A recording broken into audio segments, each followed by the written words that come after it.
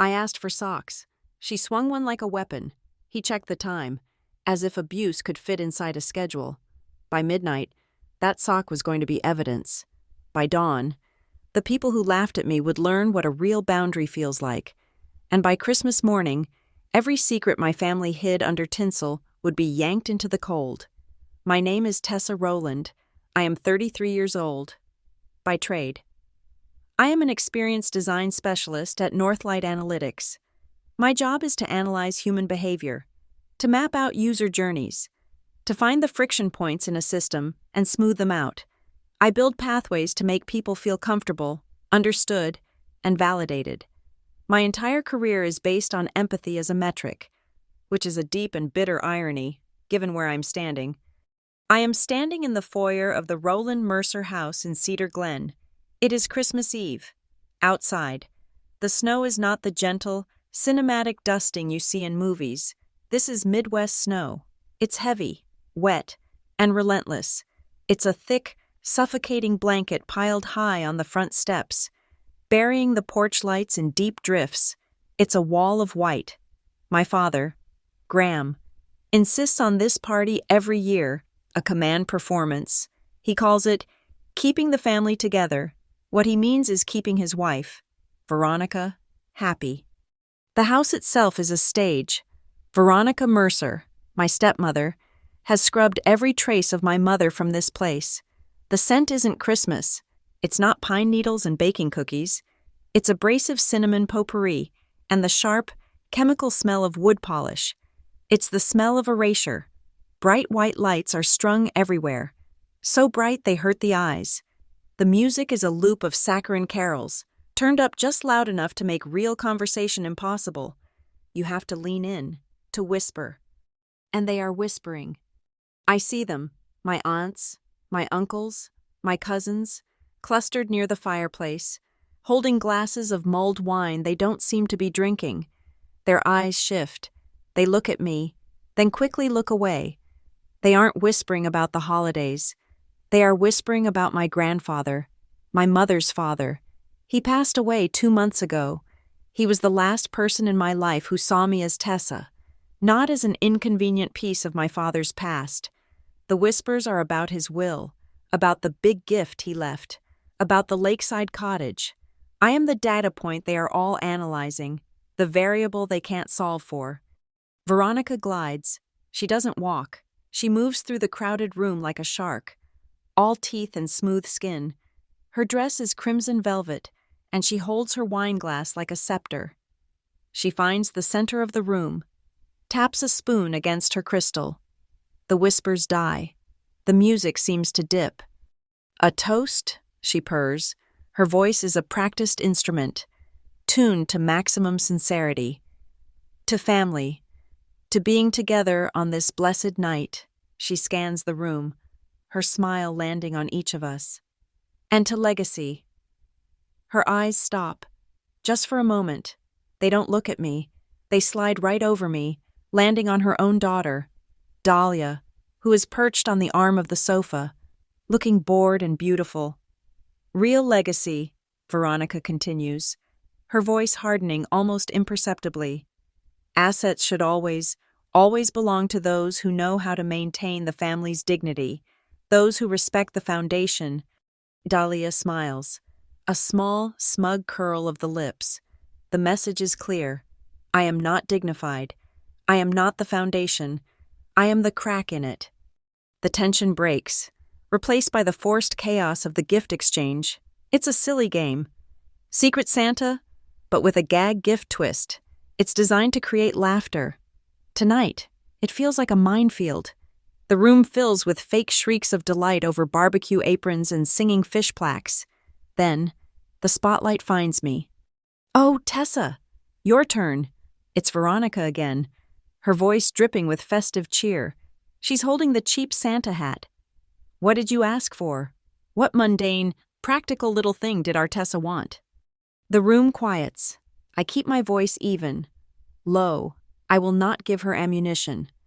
Just a warm pair of socks, I say, looking not at her, but at my Uncle Mark. For early morning walks.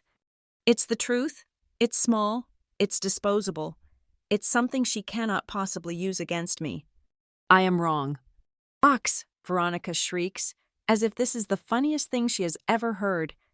How perfectly you... She laughs. A brittle, high-pitched sound that scrapes against my nerves. The relatives dutifully join in. A chorus of nervous titters. She leans down, not to the pile of wrapped gifts, but to a canvas tote bag by her chair. A bag I recognize. Her gym bag. She fumbles inside it for a moment, and then her hand emerges. She pulls out a single, thick, gray wool sock. It's matted, clearly old. It might even be damp. Well, here's one to start, she says. Her smile is a weapon. Her eyes are chips of ice. And before I can react, she swings it. It's not a playful tap. It's a strike, a full-arm movement, powered by malice. The thick, balled-up heel of the sock connects with my bare forearm with a sickening thud. The impact is shocking, sharp. Stinging pain radiates up my arm, my hand. The one holding my wine glass jerks involuntarily. Dark red wine sloshes over the rim, splashing across the back of my hand, down my wrist, and onto the pristine, cream-colored Berber carpet. A collective gasp. Silence. Then, the worst sound in the world. Laughter. First, a nervous giggle from Dahlia. Then Aunt Carol. Then Uncle Mark. Not real humor. It's the laughter of complicity. The sound of a pack confirming its own safety by mocking the outcast. They saw it. They all saw the violence of the gesture. And they all, in that instant, agreed to pretend it was a joke. I don't look at Veronica. I don't look at the stain.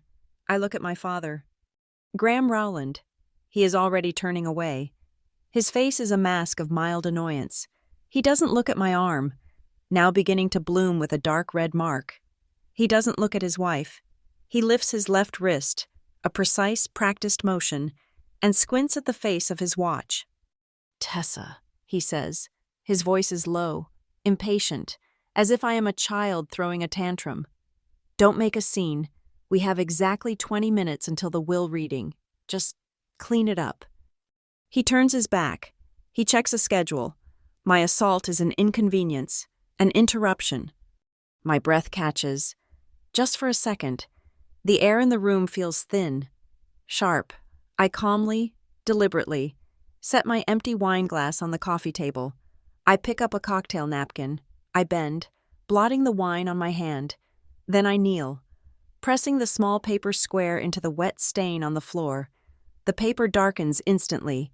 I am methodical. I am calm. My mind is a clean, cold room. I am just recording.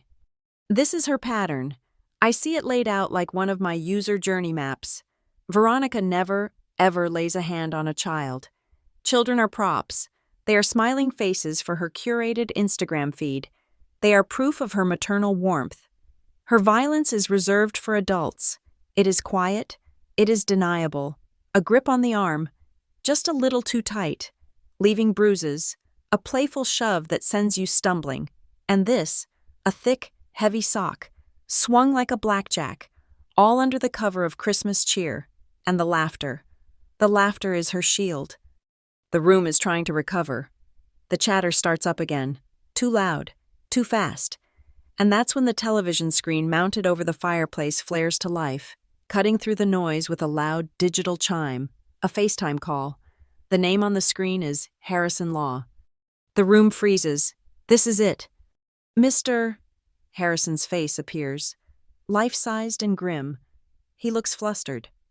Graham, Veronica, my apologies for this interruption. I know you're busy, but there has been a development. Graham looks at his watch again. Harrison, we're on for 9 p.m., aren't we? Yes, Graham, we are, the lawyer says, his voice tinny through the speakers. But the executor has just confirmed a final instruction from the late Mr. Alden, my grandfather. There is a specific addendum to his will. It concerns the full and unencumbered ownership of the lakeside cottage. The air leaves the room. Every eye is on the screen. As per his explicit handwritten instructions, This addendum is to be opened and read digitally at exactly 9 o'clock tonight. That is in 19 minutes. I watch Veronica. Her performance cracks. The warm, festive mask melts, revealing the cold ambition beneath. Her smile isn't just tight. It's a bloodless, flat line. Her eyes, those cold, calculating eyes, scan the room. This was not part of her plan. Beside her, Dahlia, who has never known a single day of real responsibility, leans in. Her whisper is a stage whisper, designed to be heard. The cottage? Mom, that's the one by Winterglass Lake. It's perfect. It suits me so much better. Graham clears his throat, the sound unnaturally loud in the silence. The host, taking charge. The man whose entire life is a series of scheduled events, desperately trying to get back on script. All right, everyone, calm down. Let's maintain decorum. We will all listen to what Mr. Harrison has to say, and then we will have the dessert trifle. His voice is flat, hollow. He is not managing a family crisis. He is managing a timeline. He just wants the party to be over. My gaze drops to the floor. There, half kicked under the coffee table, is the gray wool sock. She left it, a discarded weapon, a piece of public humiliation. I look at the dark, spreading stain on the carpet. I look at the angry, throbbing welt on my forearm. The skin is already puffing up. And in that second, the system I've been trapped in becomes crystal clear. The pattern is complete. The user journey ends here. I slip my phone from my pocket, shielding the screen with my body. My fingers are perfectly steady. I open my secure message thread to Jonah Hale. Jonah, the man who taught me that a boundary is not a request, but a firewall. The man who sees the world in systems, just like I do, who sees emotional abuse as a social engineering attack. I type one single word. Ready. I hit send. I don't need to look. I feel the haptic buzz against my palm a second later. His confirmation. I know what it is. A single, pixelated owl icon. The mascot for Sentinel Pine. The system we built. The system that is now active. As if summoned by the signal, a cousin across the room, oblivious to the drama, lets out a whoop. It's almost Christmas. He pulls the string on a giant, gold foil confetti popper. Pop. Gold and silver paper explodes over our heads, glittering, catching the light, raining down on all of us. The party erupts in a tidal wave of forced cheer. The noise is a physical wall. They are laughing again, grabbing glasses, hugging. They swirl around me in a blur of color and sound, oblivious. They are all my witnesses. They just don't know it yet.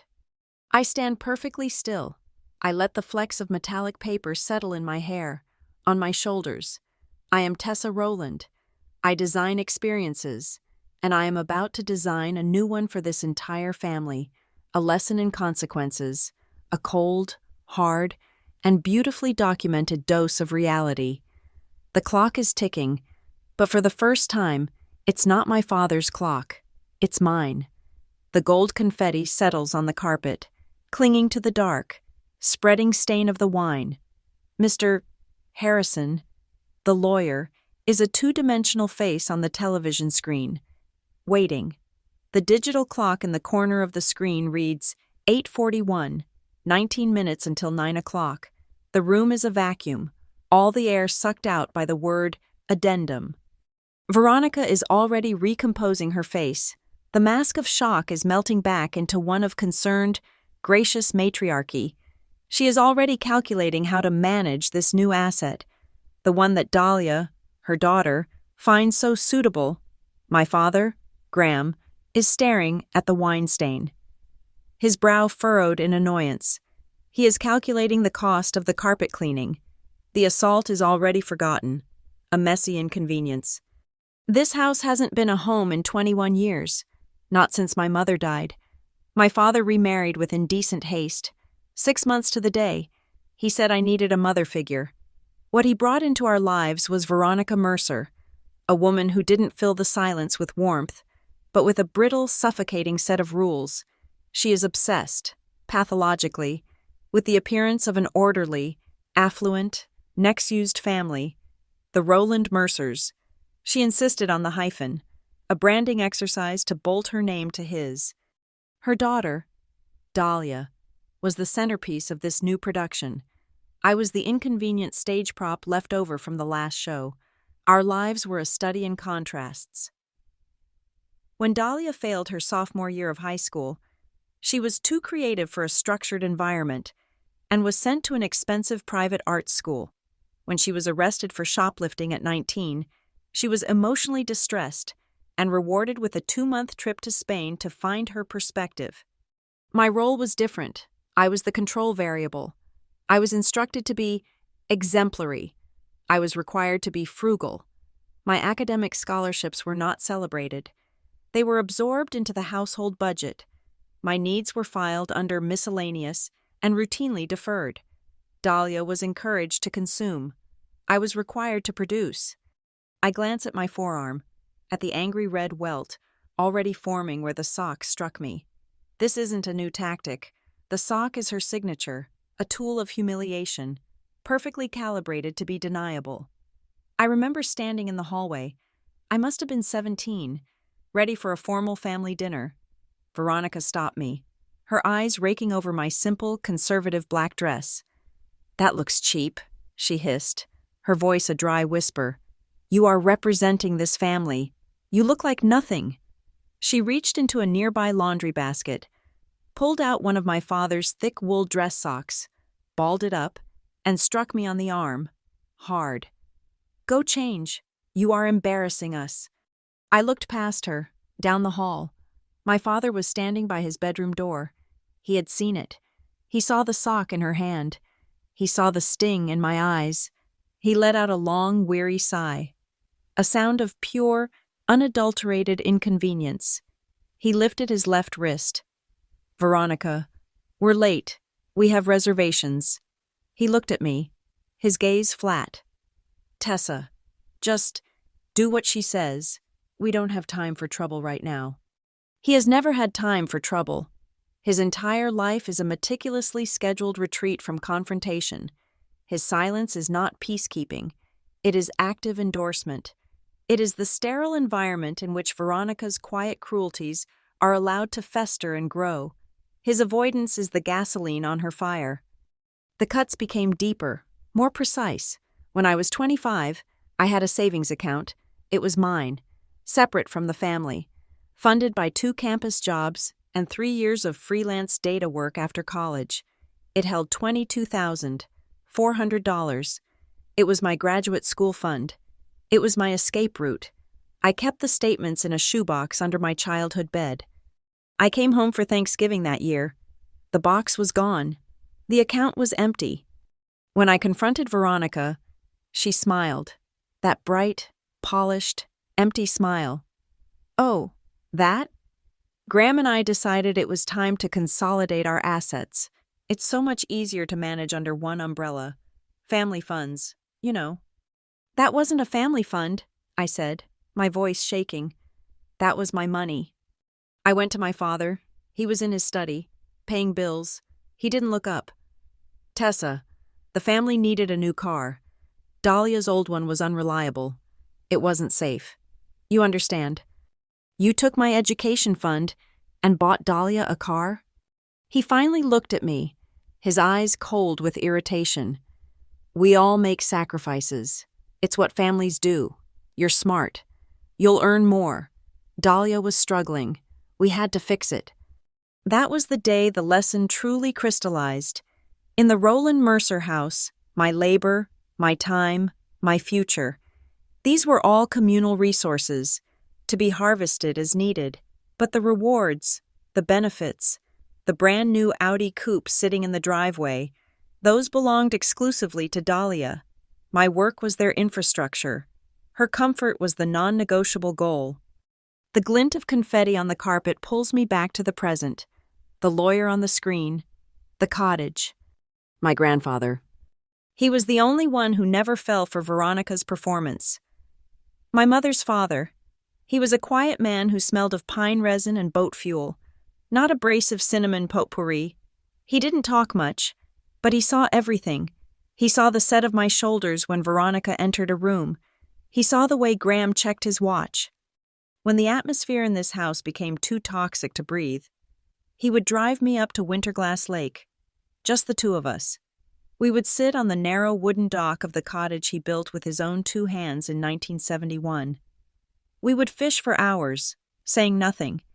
The only sounds were the gentle lap of the water against the posts, the distant call of a loon, and the familiar creak of the cabin's floorboards when we went inside for sandwiches. That place was my only sanctuary. He knew. He knew what my father had allowed himself to become.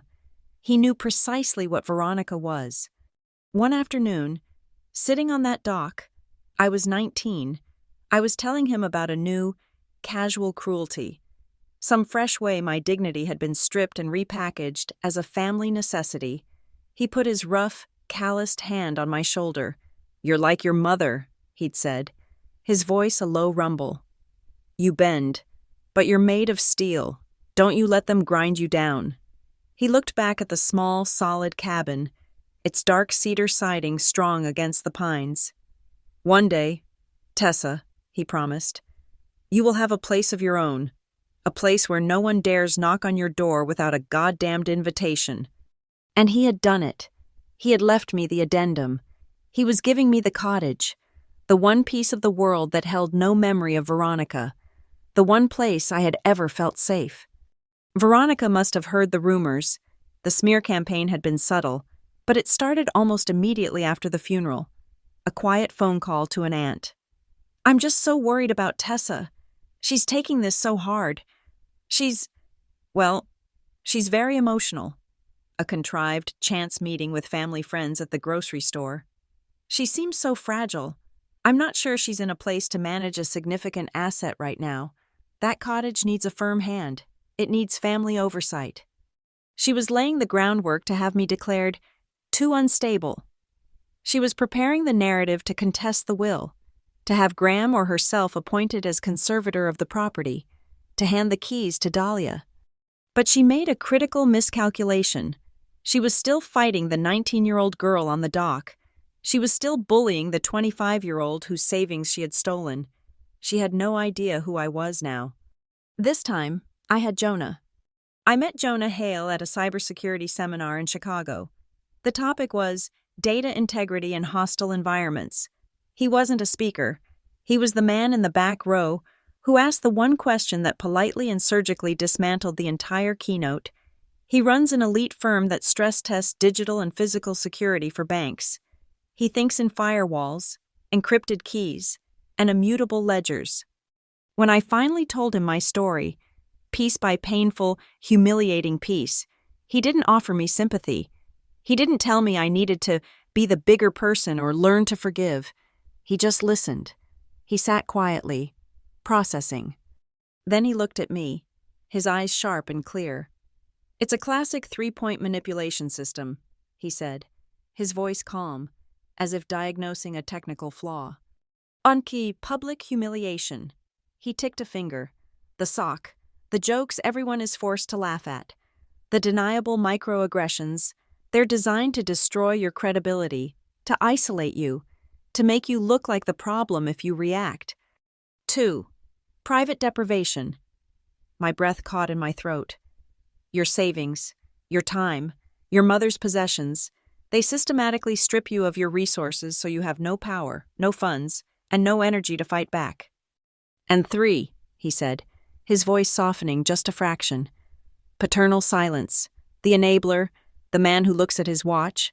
He pointed. "His inaction is the key. He provides the secure, stable environment for the primary attacker to operate without consequences." He saw it. He saw the architecture. He gave my pain a vocabulary, and then he gave me a new one. "You know, Tess," he said, "a boundary isn't a wish. It's not a polite request. A boundary is a firewall. It is a simple, non-negotiable rule with a simple, non-negotiable consequence. Real love, real family. That isn't about letting people hurt you for their own comfort. It's about aggressively protecting the space where love can actually exist. So, for the last 6 months, we built a firewall. We constructed a multi-layered legal and technical defense. We didn't plan for a messy emotional confrontation. We planned for a quiet, data-driven assertion of fact. We planned for tonight. I look down. The gray wool sock is still lying on the floor, a few feet from the wine stain, a discarded prop, a symbol of her contempt. Tonight, she swung it one last time, but this time, she wasn't just hitting a victim, she was hitting a sensor. She was tripping a wire. That sock wasn't just an insult, it was the final data point. It was the user action that confirmed malicious intent. It was the trigger that just armed the entire system. The clock on the mantelpiece chimes, a soft, melodic bell. 8:45, 15 minutes to go. Veronica is watching me, her eyes filled with a bored, contemptuous pity. She thinks I'm broken.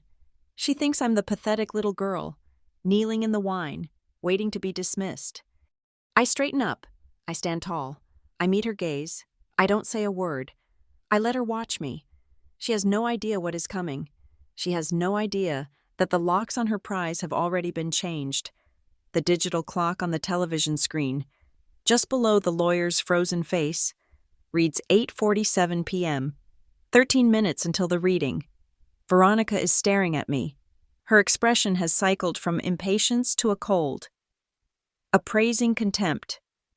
She is analyzing me as a problem to be solved, a variable to be managed. She thinks I am the same isolated, emotionally fragile girl she has been bullying for 2 decades. She thinks I am weak. She has no idea what I did 2 weeks ago. The memory is not warm. It is sharp, cold, and clear. It was December 10th, a Tuesday. Jonah and I were not at a holiday market.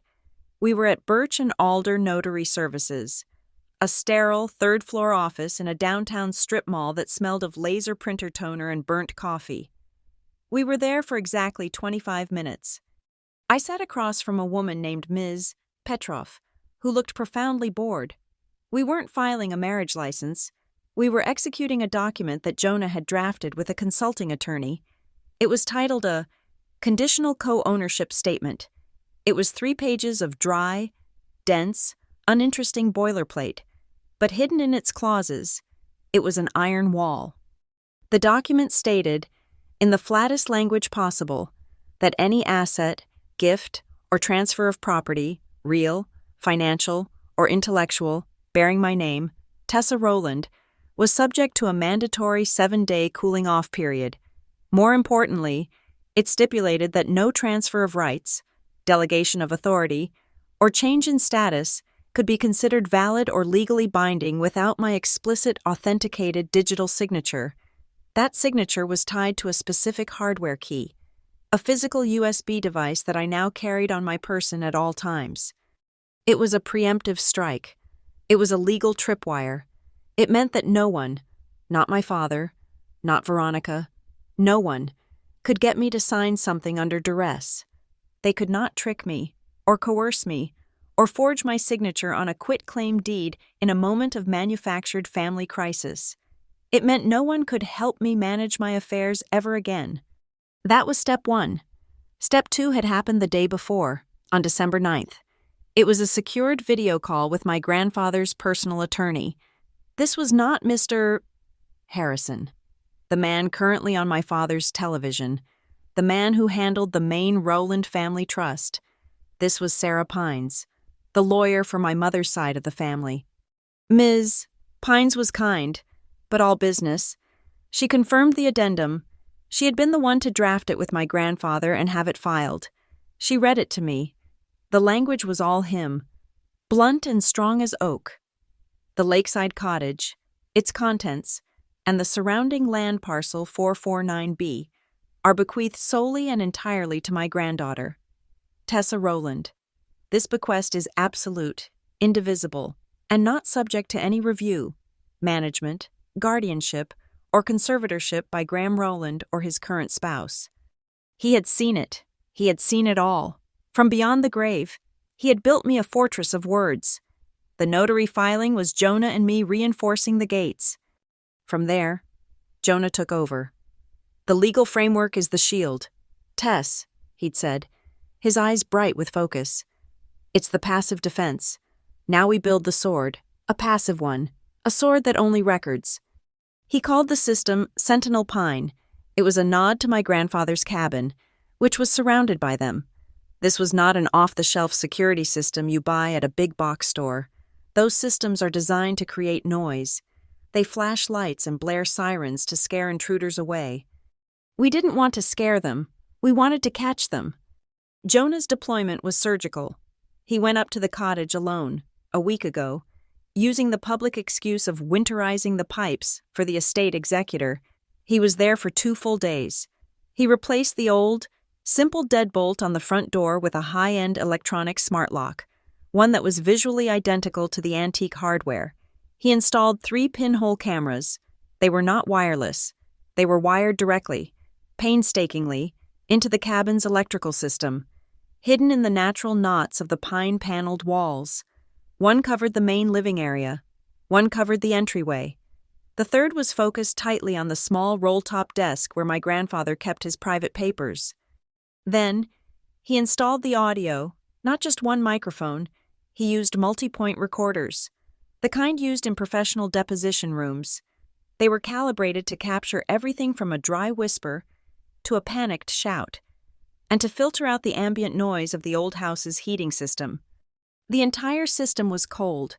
It was not connected to the cottage's public Wi-Fi.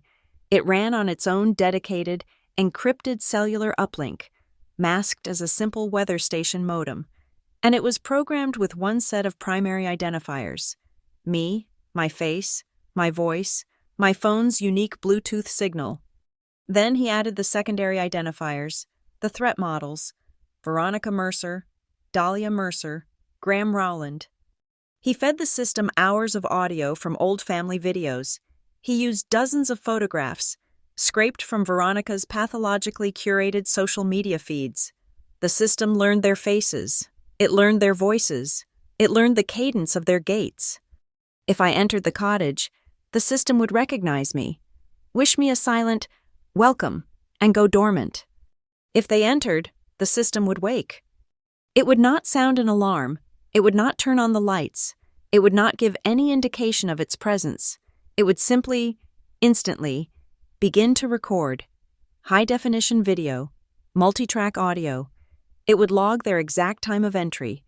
It would track their movements through the cottage, identifying who was moving where, who was speaking, and most critically, it would embed an immutable, blockchain-verified timestamp onto every single frame of data.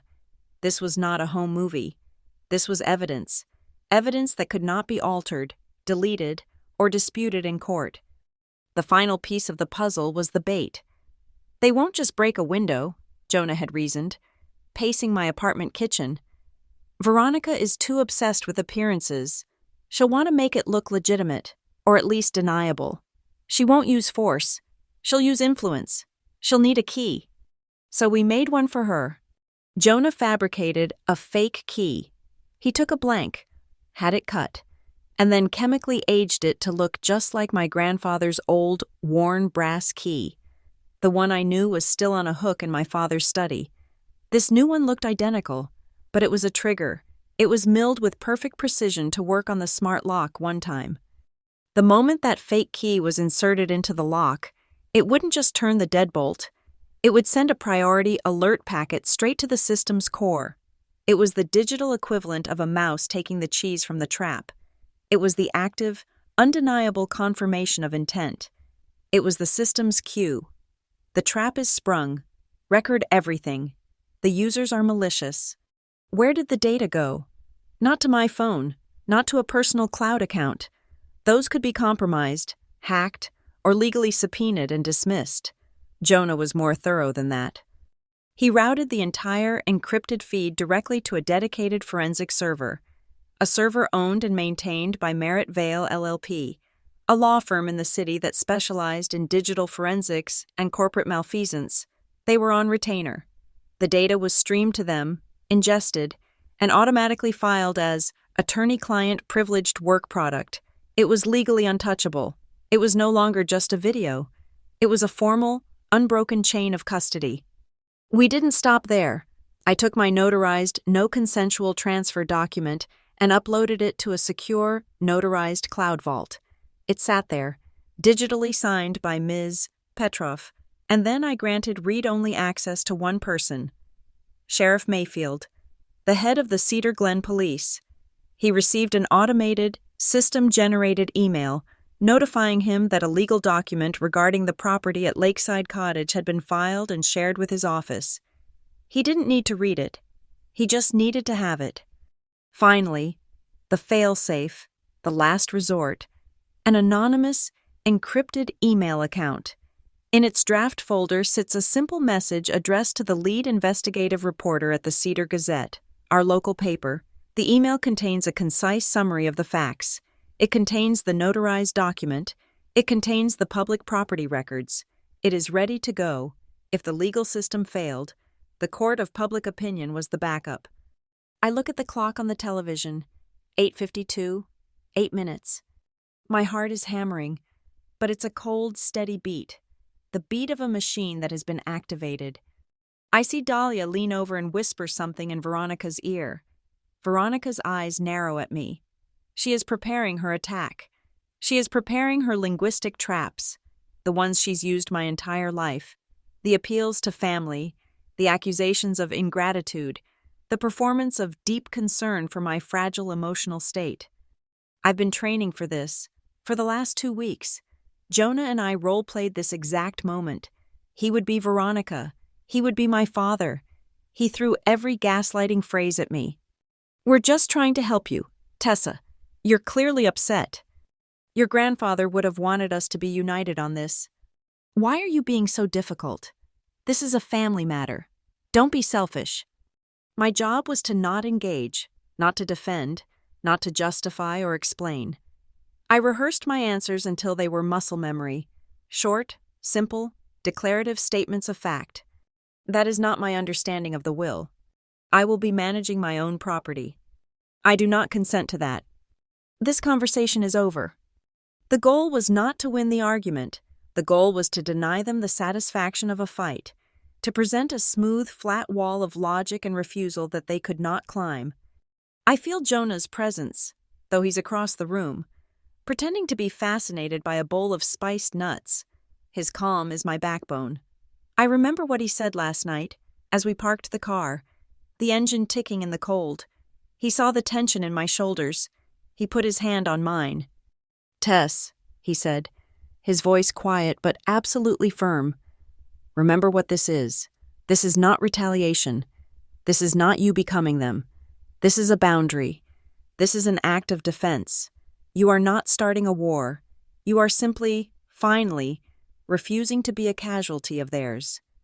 8:53, 7 minutes. I am not a casualty. I am a fortress, and the enemy is about to march on the gates, holding the very key I provided. I am ready. The digital clock on the television screen flashes. 8:59 p.m. becomes 9 o'clock.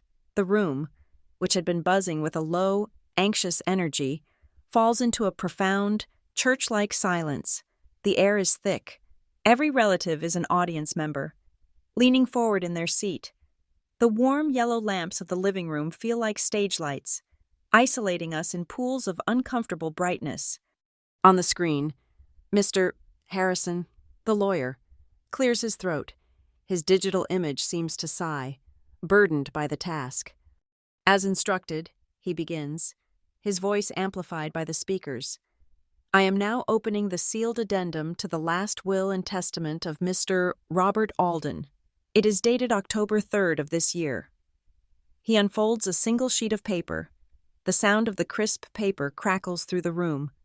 He reads, "The Lakeside Cottage, its contents, and the surrounding land parcel 449B are bequeathed solely and entirely to my granddaughter, Tessa Rowland." He continues, but my mind latches onto those first words, solely and entirely. This bequest is absolute, indivisible, and not subject to any review, management, guardianship, or conservatorship by Graham Rowland or his current spouse. A collective, sharp intake of breath from the audience. My Aunt Carol's hand flies to her chest. Uncle Mark just stares, his mouth slightly open. They are not looking at the television. They are looking at me. And then, like a magnet, every gaze in the room swings to Veronica. This is her moment. The spotlight is hers. She does not disappoint. Veronica Mercer actually smiles. It is a masterpiece of performance, a slow, warm, generous smile that radiates pure, selfless magnanimity. She even lets out a small, fond chuckle, as if reacting to the charming predictability of an old man's whims. She turns to me, her eyes shining with what could, to the untrained observer, look like affection. "Well, isn't that just like him?" she says, her voice a soft, gracious purr. She reaches out, placing her hand on my father's arm. Of course, Robert always saw the cottage as a family sanctuary. It's so important to keep assets like that in the family. She is already reframing. My inheritance is now our asset. And the timing, she continues, her gaze shifting to her own daughter, is just a blessing. It's perfect. Dahlia, who had been staring at her phone, looks up as if on cue. Her face, which moments ago was a mask of bored indifference, crumples instantly into a beautiful, tragic portrait of vulnerability. Her eyes well with tears. A single, perfect tear traces a path down her cheek. "Mom," she whispers, her voice trembling. He must have known."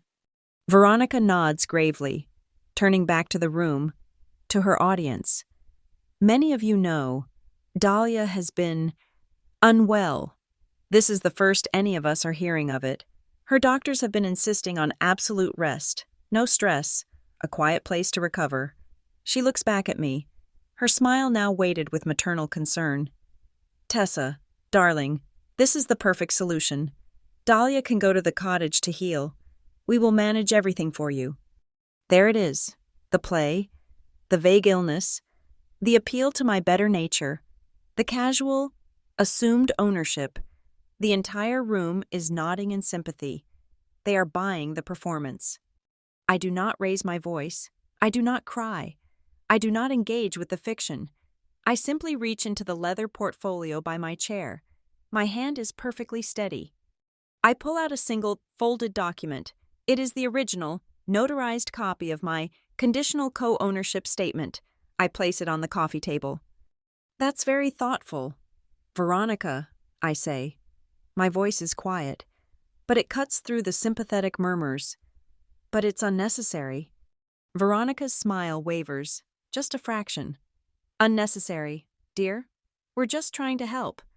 "I know," I say. "But as of 2 weeks ago, this document was filed with the county. It's a conditional statement." I look around the room, making eye contact with my father, my aunts, my uncles. I am no longer the grieving granddaughter. I am a specialist presenting her findings. "It stipulates," I say, my voice clear and flat, "that any asset, gift, or transfer of property bearing my name is not valid without my explicit, authenticated digital signature. That signature is tied to a hardware key. I will not be signing anything. No one will be managing my property. No one will be staying there." The silence that follows is different. It is not anticipation. It is shock. The air is cold.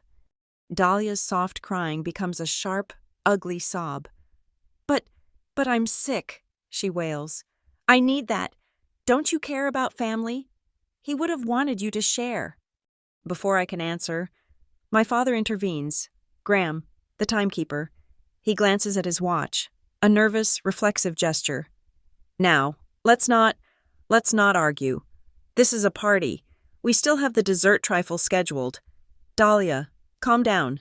Tessa, don't be difficult." "I am not being difficult, Dad," I say. I am not looking at him. I am looking at Veronica. I am being clear, and the argument is entirely unnecessary. I take a slow breath. This is the moment, the second reveal. "The locks on the lakeside cottage were changed last week," I say. "The new keys are in my possession. Furthermore, a formal no trespass notice has been registered with the Cedar Glen Sheriff's Office. Anyone attempting to access the property without my written permission will be arrested. The curtain just dropped. The play is over. Veronica's face collapses. It is not a slow change. It is an instant.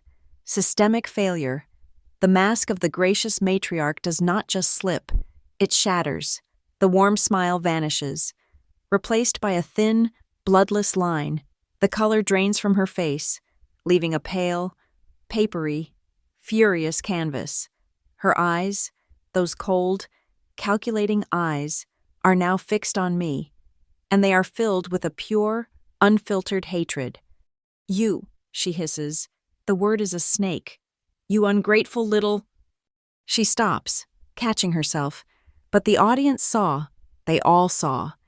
"After everything we have given you," she continues, her voice low and shaking with rage, "this is how you repay your family? By threatening us? By calling the police?"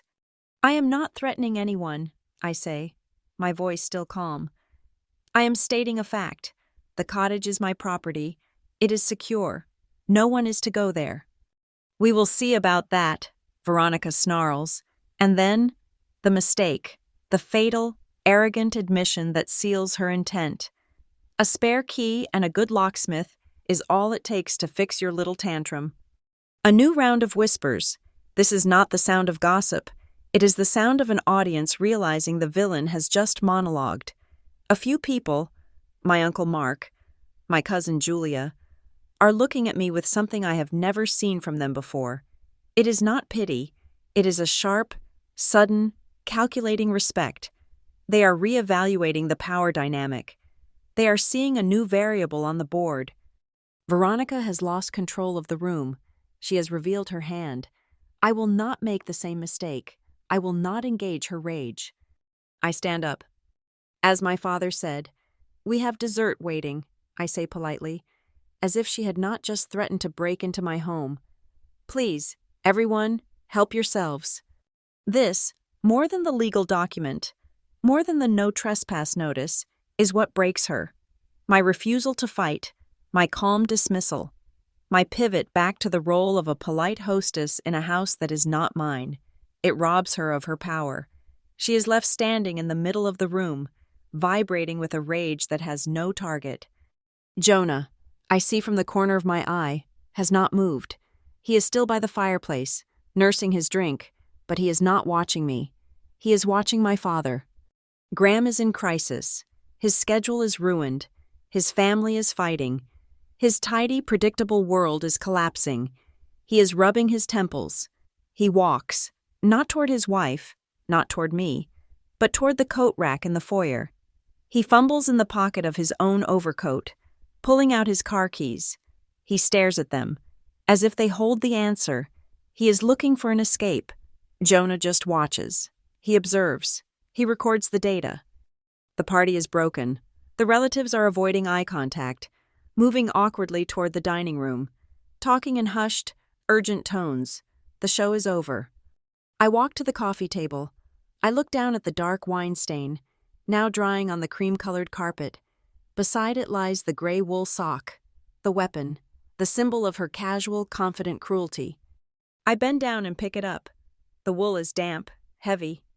I walk back to the center of the room, where Veronica is still standing, her chest heaving. I do not throw it. I do not swing it. I simply place it on the antique mahogany coffee table. I place it directly on top of a stack of her pristine Architectural Digest magazines. It sits there, ugly, damp, and undeniable. I look her directly in the eyes. "It's small," I say, "but I will remember it as evidence." Her face contorts. She's about to scream, but she catches herself. The audience is still watching. She straightens her velvet dress. She smooths her hair. She rebuilds the mask, but it is cracked, the fury still visible underneath. She turns, her back to me. Her eyes scan the room until they find Dahlia, who is now pretending to comfort my father. Veronica's eyes narrow. She gives her daughter a look. It is not a look of comfort. It is a look of command, a fractional tilt of the head, a glance toward the foyer, where Jonah's coat is hanging. Dahlia sees it. She nods. a tiny, almost imperceptible movement. Phase 2 has just been authorized. The party's spine had snapped. My announcement had bifurcated the evening into a before and an after. The relatives, sensing the social contract was void, had retreated to the dining room. They were clustered around the trifle, eating with a desperate, joyless focus. The sound of their spoons scraping the glass bowl was the only noise, a nervous, brittle percussion. This was the normalcy we were left with. A room full of people pretending a bomb hadn't just gone off. Veronica knew this. She needed to reset the board. "Well," she announced, her voice a strained, tinny trumpet of cheer. "This is a party, after all. We must have the traditional family photo by the tree." It was a command, a herding call. Grateful for a new script, the relatives abandoned their desserts and shuffled into the foyer, where the towering, over-decorated tree stood. We were arranged like props. Veronica, naturally, in the center. She pulled Graham to her right and Dahlia, her face now a mask of tragic innocence, to her left. "Tessa, Jonah, in the back, you're so tall," she trilled. It was the perfect maneuver. We were positioned near the back, right by the hall closet and the coat rack. Jonah, polite as ever, stood where he was told. His heavy wool overcoat, the one he'd worn in the snow, was hanging on a brass hook just behind him. The camera flashed. "One more." Someone's phone. Flash. "Everyone smile." Flash. And then, the performance. As the group began to break apart, Dahlia, who was supposedly too weak to stand, suddenly tripped on the edge of the Persian rug.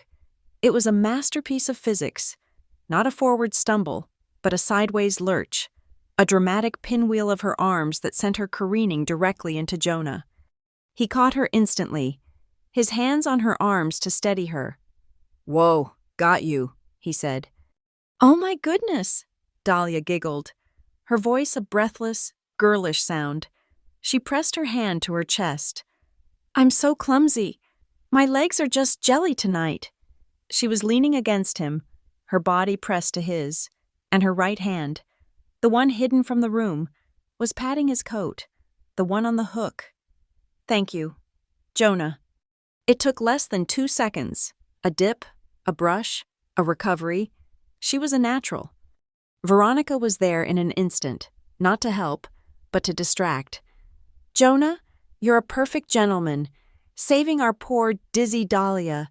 She moved in close, tapping his arm, her body physically shielding the small, critical interaction from the rest of the room. She was loud. She was drawing focus. And in that manufactured chaos, I saw it. The tiny, almost imperceptible handoff. Dahlia's fingers brushing Veronica's, passing the small, aged brass object, the fake key. Veronica didn't hold it for more than a second. She spun to my father, who was looking on with a profound, weary anxiety. "Graham, darling, hold this for me. My hands are full," she said, pressing the key into his palm. He looked down at it, his expression confused. "What is this?" "It's just an old key I found in the hall, probably for the shed. Just hold it before I lose it." Graham, a man who functioned only on routine, did as he was told. He looked at the key. He looked at his wife. He looked at me, his eyes pleading for all of this to just stop. Then, the inevitable, reflexive gesture. He lifted his left wrist. He squinted at his watch. The digital face read 9:07 p.m. He let out a long sigh, the sound of a man accepting yet another burden, and slid the key deep into his trouser pocket. The trap was set. The bait was taken. Veronica, now in possession of the means, via my father, and the motive, her public humiliation, needed an opportunity. She created one. "You know," she announced, "this party just isn't complete. That trifle looks so bare." She was walking back to the living room, her mind clearly working at high speed. "Graham, I have a marvelous idea. Let's run out to the old Swiss bakery. Let's get that imported chocolate mousse they have, and the almond frosting Dahlia loves. It will be a surprise." It was a comically bad alibi. It was after 9 o'clock on Christmas Eve. The Swiss bakery had closed at 4. It was a lie so blatant, so poorly constructed, that no one would dare challenge it. To question it would be to accuse her. "And it's snowing so hard," she continued. "We can't go alone." She scanned the room, her eyes landing on her neutral parties. "Mark, Carol, you two are adventurers. Come with us. A quick drive. It'll be fun." My uncle and aunt, caught in the headlights, just nodded mutely. They were terrified of her, and even more terrified of the conflict. They were the perfect unwitting witnesses, the ones who would later swear. We were with them the whole time. We just went out for cake. My father, looking pale and miserable, went to get their coats. Dahlia, suddenly cured of her profound weakness, bounced on her heels. "Oh, yes, the fresh air will do me good." She was practically vibrating with excitement. The front door opened, letting in a blast of frigid, wet air that smelled of ice and pine. And then they were gone. Graham, Veronica, Dahlia, and their 2 hostages. The door clicked shut. The house, suddenly, was almost silent. The remaining half-dozen relatives were in the dining room, picking at the cold appetizers, their voices a low, unhappy murmur. I looked at Jonah. He didn't look at me. We moved as one, a silent, practiced drill. We began to clear the debris. We gathered empty wine glasses. We picked up discarded napkins. We walked, side by side, our shoulders almost touching, into the kitchen. I pushed the swinging door. It hissed shut behind us, sealing us in. The second we were out of sight, the performance ended. Jonah didn't reach for the coat on the rack. He reached into the inside breast pocket of the jacket he was wearing. He would never, ever leave his personal phone unsecured. He pulled it out. He tapped the screen. His face calm, clinical. His eyes sharpened. He didn't say a word. He just angled the phone's screen toward me. It was our secure messaging thread. My single word, "Ready," sat at the top, and beneath it, a new line item. It had arrived at 9:08 p.m., exactly 1 minute after my father pocketed the key. It was the icon of the stylized, digital owl, and beneath it, 2 words in stark white text, "Target armed." "The key just woke the lock," Jonah said. His voice was a low, precise hum. "It authenticated. They've designated themselves as malicious users. The trap is sprung." "They're not going to the bakery," I said, my voice barely a whisper. "I know," he said. He tapped another app on his phone. "And so do the Hendersons." Mrs. Henderson, my father's next-door neighbor, my mother's closest friend, who hadn't spoken to my father in 20 years. "Last week," Jonah explained, "I went to fix her internet. While I was there, I optimized her front door security camera. I angled it slightly, just enough to cover the end of my father's driveway." He brought up the live feed. We watched, in grainy, night vision black and white, as my father's dark gray sedan crunched through the heavy snow. Its headlights cut 2 bright, desperate cones into the storm. The car reached the end of the driveway. It paused. It did not turn right, toward the center of town, toward the Swiss bakery. It turned left, toward the highway, toward Winterglass Lake. The camera, perfectly positioned, captured the license plate, illuminated for a second by the neighbor's motion sensor floodlight. The timestamp was burned into the corner of the frame. 9:10 p.m. "My laptop," I said. I retrieved it from my bag in the mudroom. The remaining guests were now arguing over politics in the dining room, blissfully unaware. I sat at the kitchen table, the smell of stale wine and potpourri hanging in the air. I opened the machine. I logged into the Sentinel Pine interface. It was not a commercial dashboard. It was stark, black, and functional.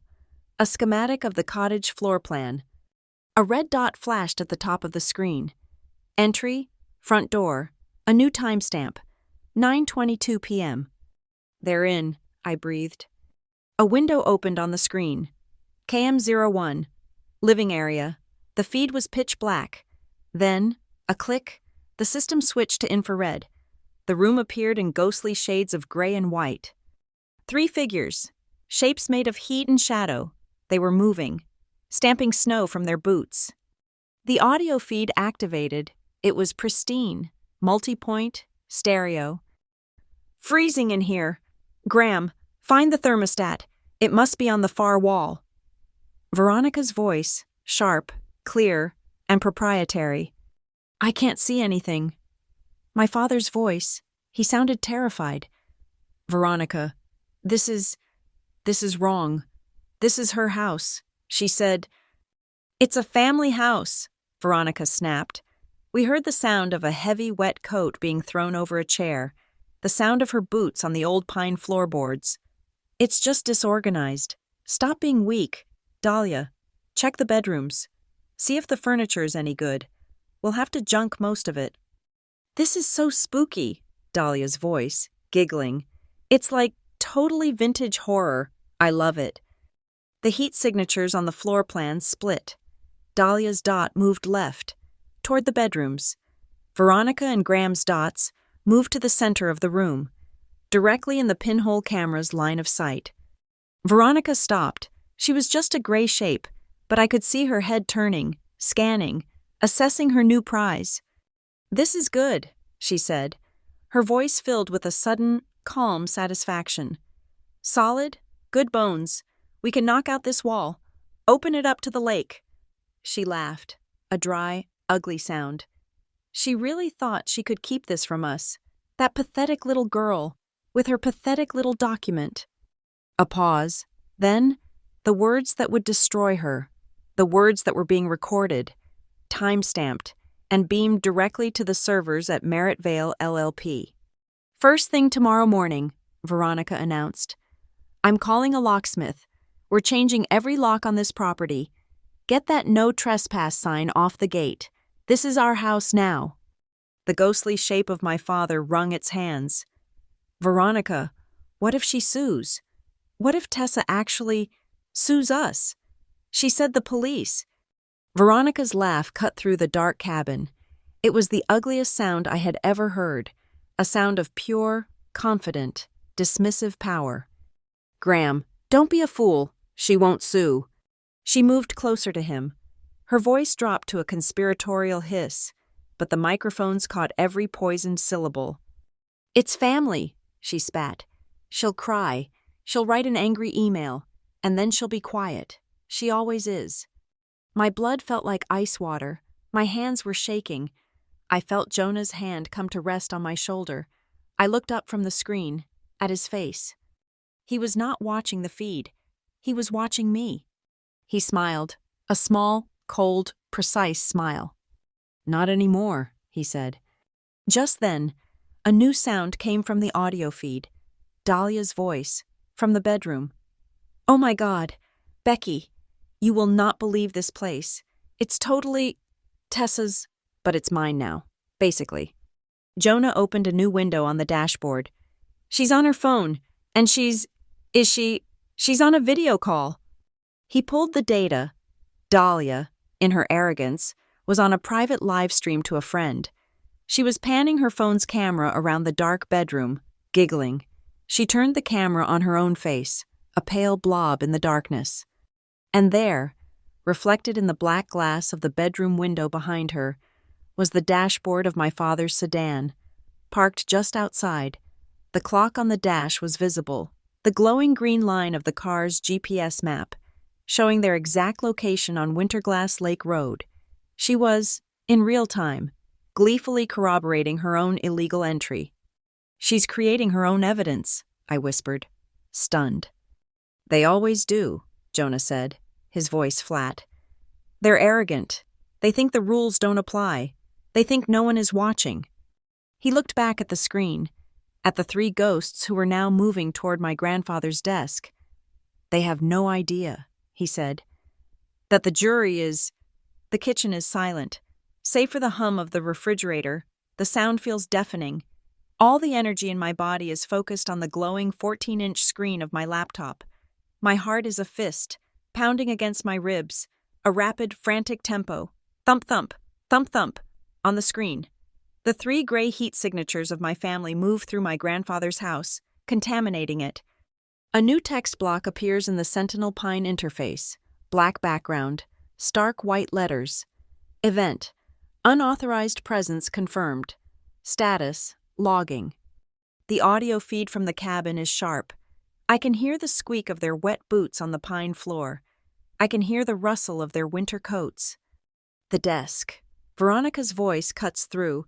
It's no longer the honeyed, performative purr from the party. It's a field commander's bark, hard, cold, and stripped of all pretense. Graham, the roll-top desk. The land records have to be in it.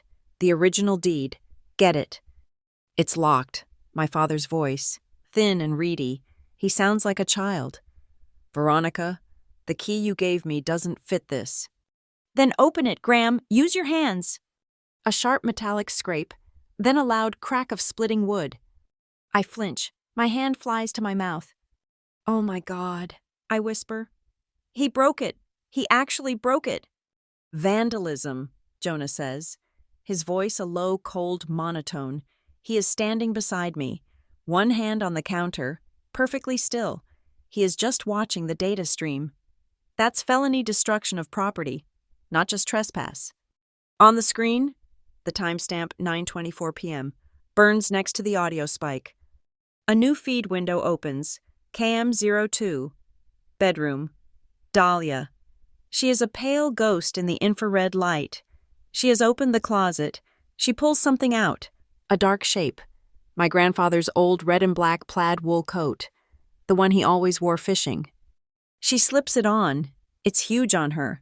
She giggles. The microphone in the main room is so sensitive it picks up her voice clearly from down the hall. Look at me, she calls out. I'm the queen of the castle. I'm the lady of the lake. She does a little twirl, a stupid childish dance of victory in a dead man's coat. She has no idea she's performing for a jury. She has no idea every single frame is being recorded, logged, and time-stamped. KM01. Living area. Veronica is no longer focused on the desk. She is moving along the wall of photographs, my grandfather's life. Look at this trash, she mutters. We can hear her pulling frames from the wall, the sharp tink of glass against wood as she tosses them onto a table. This one, and this, all this, her side of the family, my mother's side. There is a pause. This one, she says, her voice thick with contempt. Her, at her college graduation. So smug. A pause. Then the sharp, violent sound of glass shattering. A wooden thud as the frame hits the lip of the metal trash can. She just threw my picture in the garbage. She just smashed the frame my grandfather gave me. My breath hitches. A hot, blind rage flashes behind my eyes. I want to scream. I want to throw the laptop against the wall. Jonah's hand finds mine. His grip is like steel. Stay cold. Tess, stay on target. This is not a fight. This is a data gathering operation, and she is giving us everything. He's right. He's right. I breathe. In through the nose, out through the mouth. The rage recedes, leaving a cold, hard clarity. Jonah turns to his own laptop, which he'd set up on the counter. His fingers fly across the keys. What are you doing? I ask. Pushing the stream, he says. His eyes are fixed on his screen. Merritt Vale just received the first packet. Entry, voice identification, forcible entry of the desk. He hits another key. Packet 2, destruction of property, visual confirmation of Dahlia, audio of Veronica's intent to change the locks. Packet 3, vandalism of personal effects. A string of complex characters, letters and numbers, appears on his screen, a cryptographic hash. It's done, he says. The chain of custody is established. The first 5 minutes of evidence are now logged, hashed, and legally preserved on their server. It is immutable. It cannot be altered. It cannot be recalled. I stare at the hash. It looks like nonsense, but it is the truth. It is the digital signature of their crime.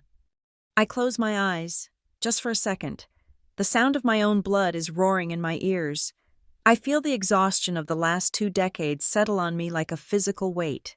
The years of biting my tongue, the years of swallowing the insults, The years of watching my father check his watch. His signal that my pain was inconvenient. I remember my grandfather's voice, sitting on the dock. I was 15. I had just lost the biggest pike of the season right at the boat. I had thrown my rod down in frustration. He just sat there, packing his pipe. "It ain't about the pull. Tessa girl," he'd rumbled. "That's just noise. It's about the hook. You set the hook right. You keep the line taut. You let the fish fight itself. You let him do the work. Then you just reel him in." I open my eyes. The hook is set. The line is taut. They are fighting themselves, in the dark, in my house. It is time to reel them in. I pick up my cell phone. My hand is perfectly steady. There is no shake. There is no tremor.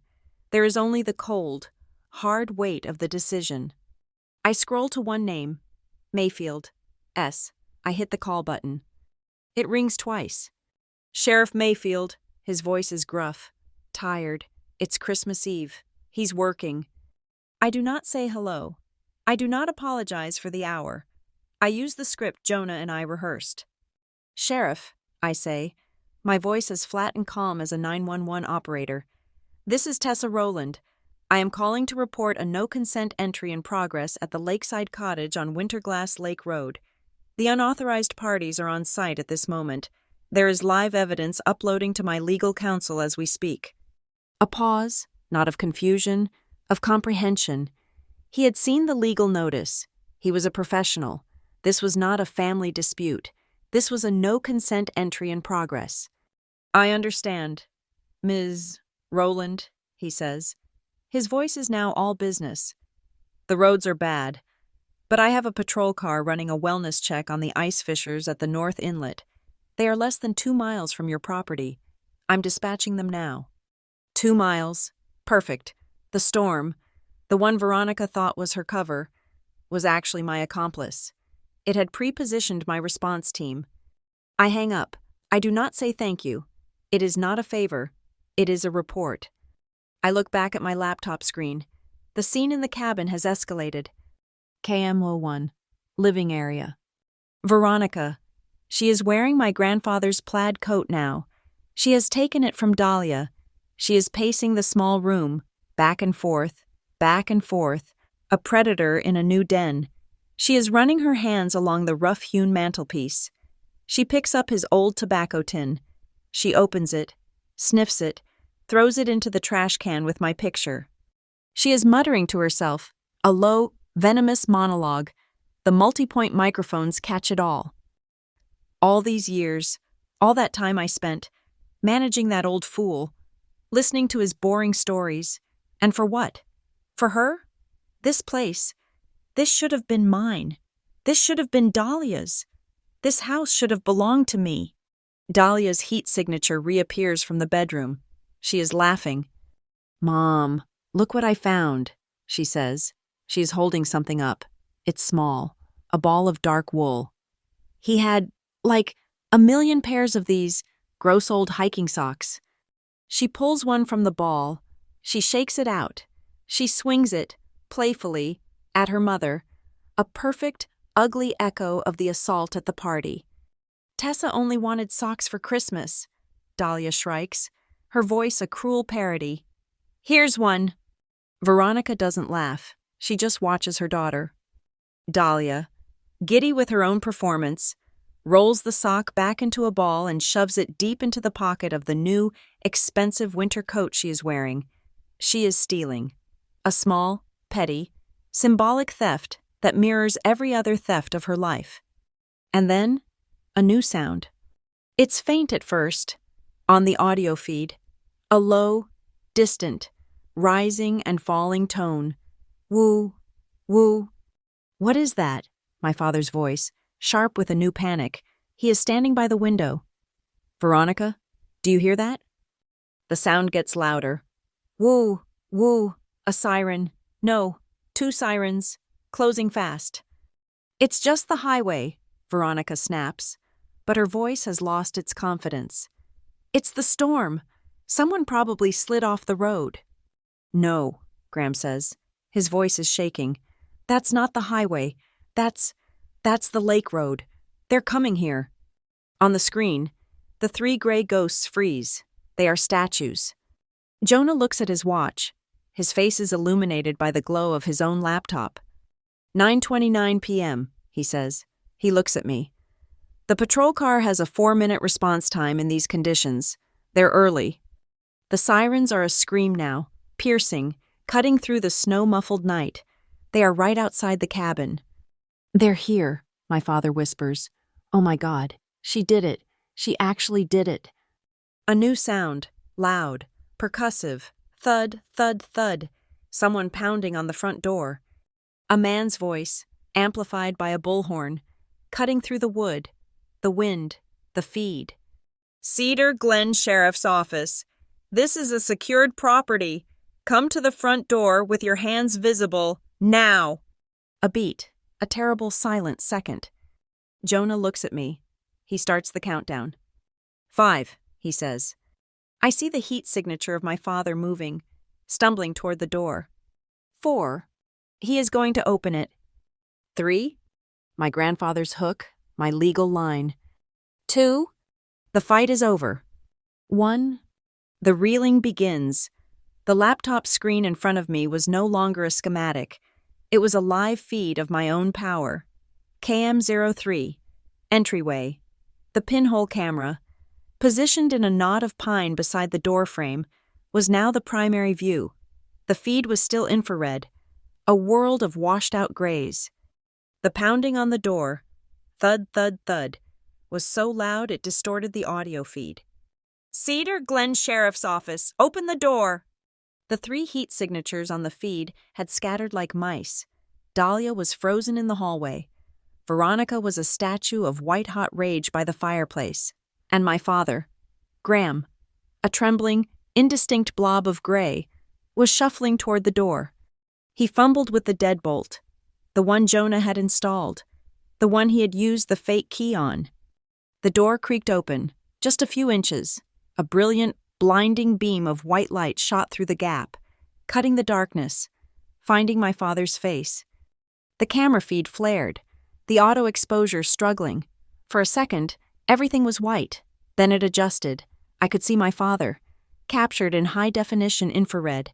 He was squinting, his mouth open, his face a grotesque mask of terror. The beam of the flashlight pinned him like an insect. Sir, are you Graham Rowland? A new voice, hard and official, from the darkness outside. Yes, I am, my father stammered. Officer, what is this? This is a mistake. This is our house. Step outside. Sir, all 3 of you, hands where we can see them. The door was pulled open. 2 uniformed officers stepped into the frame, their shapes dark against the swirling snow behind them. Their flashlights swept the room, finding Veronica by the fireplace, finding Dahlia in the hall. Ma'am, let's go. Outside. This is outrageous. Veronica's voice, not a hiss, but a full-throated shriek of indignation. This is a family home. It belonged to my husband's father-in-law. We are just checking on it. The senior officer, a man I recognized as Deputy Allen, didn't even look at her. He was reading from a phone in his gloved hand. According to a notarized addendum filed with the county, this property, Lakeside Cottage, Parcel 449B, is the sole and entire property of one Tessa Rowland. He looked up, his flashlight beam landing on my father's face again. Is she here, sir? No, she's at the party, Graham mumbled, his voice gone. And according to a no trespass notice filed with our office on December 10th, the deputy continued, his voice a flat monotone. Access is forbidden to all parties, including Graham Rowland and Veronica Mercer. Without the express written consent of the owner, we are here to enforce that notice. He put his phone away. My partner is on the line with Ms. Rowland now. We are confirming consent. As if on cue, my own phone, the one on the kitchen table beside the laptop, lit up. It was not Sheriff Mayfield. It was an unknown, local number. I picked it up. This is Tessa Rowland. Ms. Rowland, this is Officer Beck. Cedar Glen Sheriff's Office. I am on site at the Lakeside Cottage. I have 3 individuals here, identified as Graham Rowland, Veronica Mercer, and Dahlia Mercer.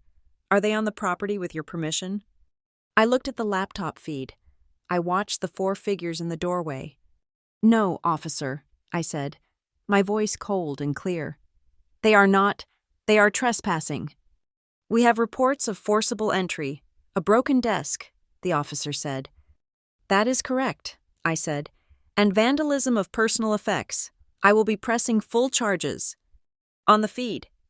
Deputy Allen's radio crackled. He nodded. Understood. He put his radio away and looked at my father. Sir, I need you to turn around and place your hands behind your back. What? My father's voice cracked. You can't. This is a misunderstanding. This is a family matter. Veronica lunged forward. You can't do this. This is our family. We are protecting an asset. You have no right. Deputy Allen didn't even flinch. He just sighed. The sound captured by the microphone. Ma'am, I don't care about the family dynamics. I care about the property deed and the no trespass order. The owner refuses access. That makes this criminal trespass. Now, turn around. No, Veronica shrieked. I will not. The second officer moved, fast. Ma'am, you are obstructing. You can do this here, or you can do it on the ground in the snow. Your choice. Graham, do something. Tell them. But Graham Rowland was a broken man. He had his hands behind his back. The officer was ratcheting the first handcuff onto his wrist, and in that moment, in the ghostly gray feed, I saw him do it. The habit, the reflex, the unbreakable tick of a lifetime. He turned his cuffed hand, angling his left wrist, trying to check the time. 9:33 p.m. A man with his hands cuffed behind his back. A man who had just committed a felony, and he was worried about his schedule. The habit had just become a timestamp. You're making a mistake, Veronica was shouting as the second officer cuffed her. I will have your badge for this. This is my house. Ma'am, your name is not on the deed, the officer said, his voice bored. He had done this 100 times. You're under arrest for criminal trespass and vandalism. You have the right to remain silent. As he spoke, Veronica, in a last, desperate act of possession, grabbed my grandfather's plaid coat, the one she was wearing. She clutched it to her chest. I'm taking this, she snarled. It's freezing. It's my husband's property. Deputy Allen just shook his head. No, ma'am. That coat belongs to the cottage. It stays here. Take it off. It's evidence, Veronica, I whispered to the screen. Her face, even in the gray night vision, was a mask of pure poison. She ripped the coat off and threw it onto the floorboards. The deputy then looked at Dahlia, who was weeping, a silent, terrified shaking in the hallway. You, miss, what's your name? Dahlia Mercer, she whimpered. Were you aware this was not your property? I'm sorry, Dahlia sobbed. I'm so sorry. I told them not to. I said it was wrong. I felt Jonah's hand on my shoulder, a light squeeze. Liar, he murmured. The deputy shined his light on her. She doesn't appear to have broken anything. She's cooperating. We'll take her statement down at the station. We'll drive her. You two, he said to my father and stepmother, are riding in the back of the car. He herded them out the door, into the swirling snow. Veronica was still screaming, her voice muffled by the wind. Dahlia, still crying, followed. The deputy paused, pulled the cabin door shut, and the feed went black as the lock clicked. System dormant. Logs secured.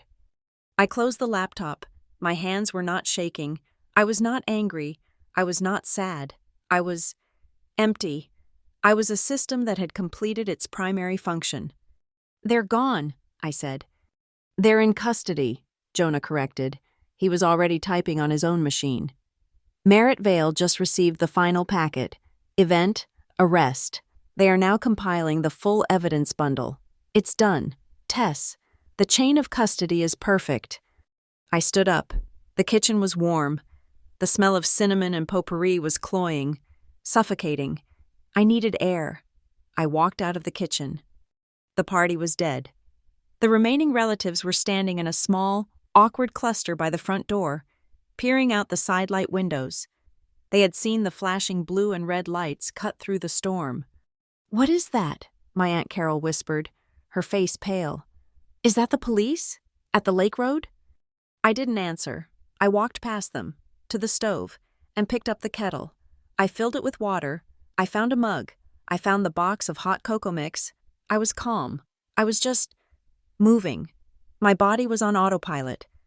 The front door opened. My uncle and aunt, Mark and Carol, the neutral witnesses, stumbled in. They were covered in snow. Their faces were ashen. "What happened?" my cousin Julia demanded. "Where is everyone? Where is the cake?"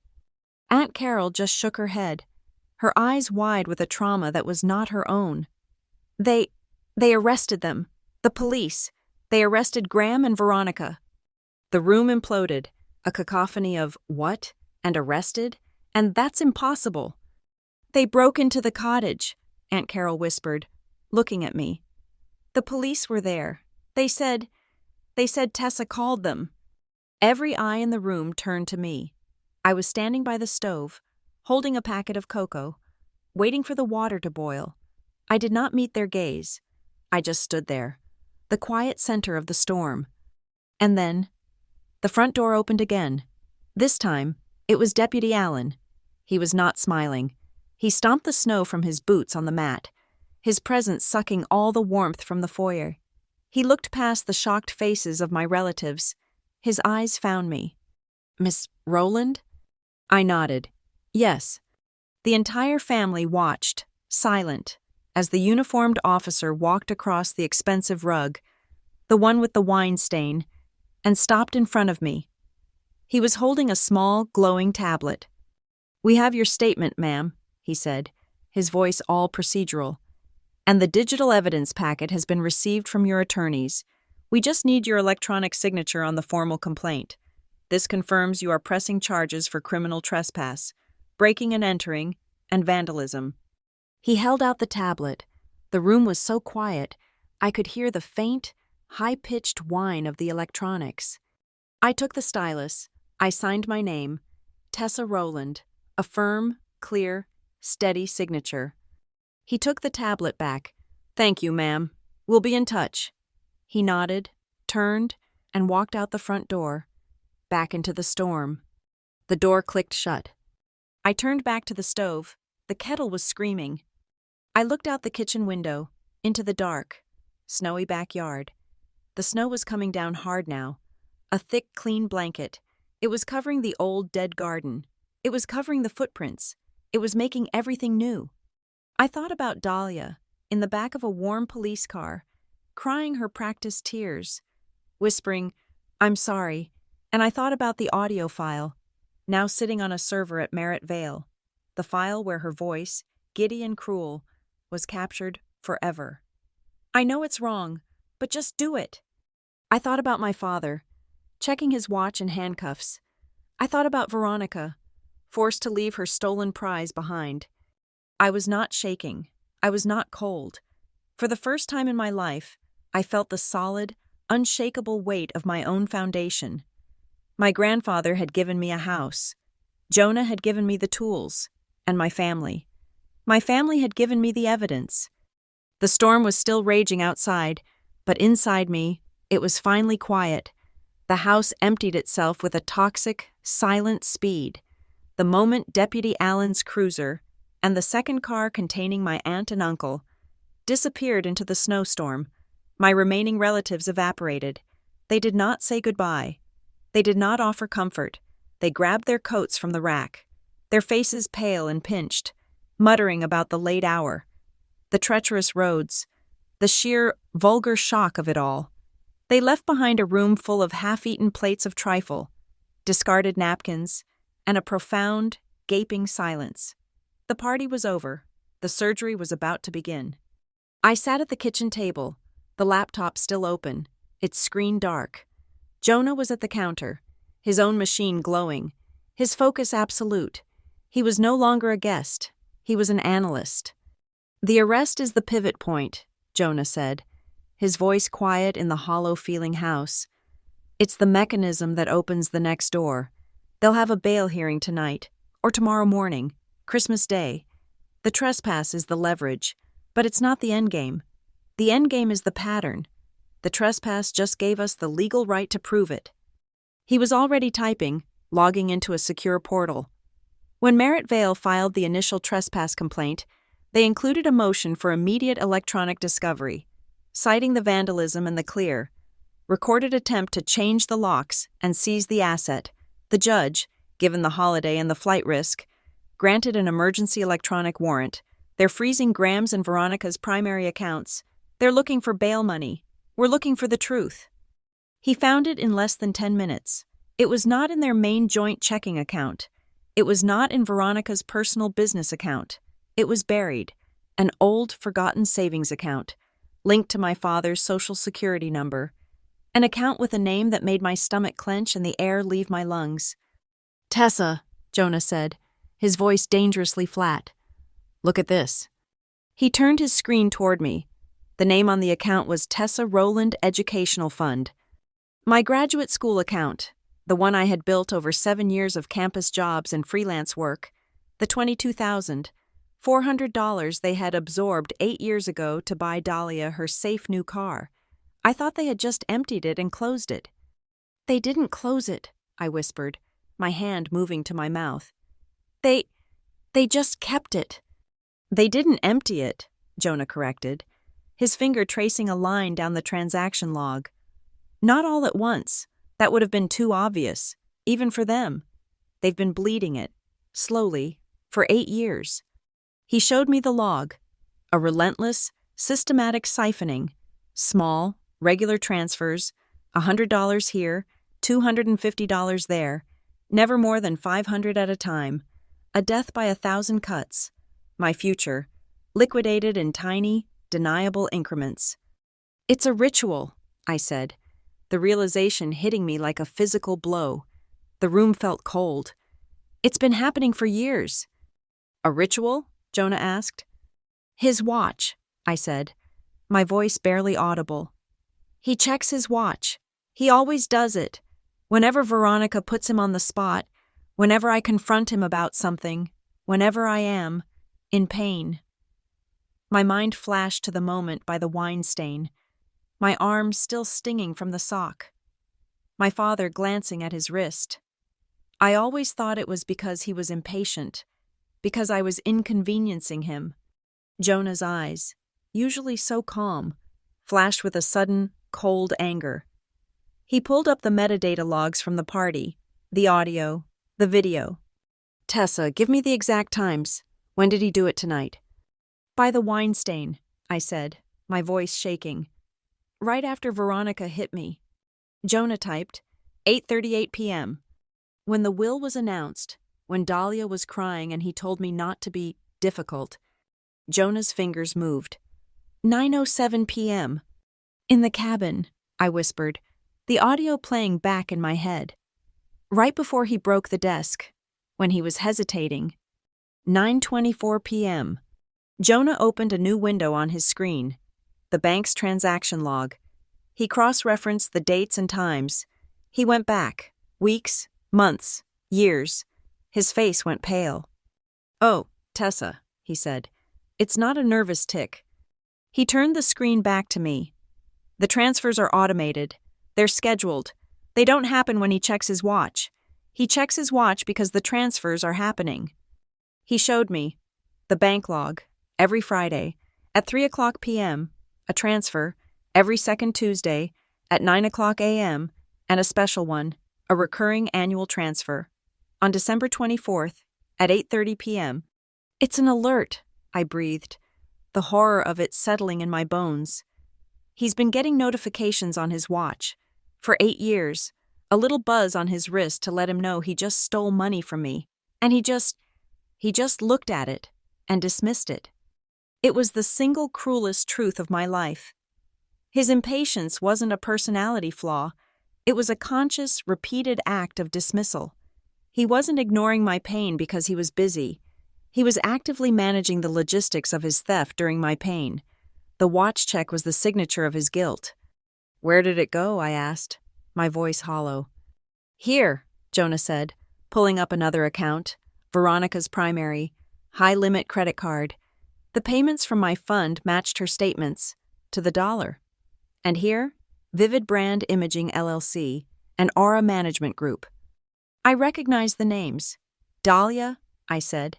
It was the brand imaging firm she had hired last year to launch her failed career as an online influencer. The Aura Management was her $2,000 a month life coach. Veronica hadn't just used my education fund to buy Dahlia a car 8 years ago.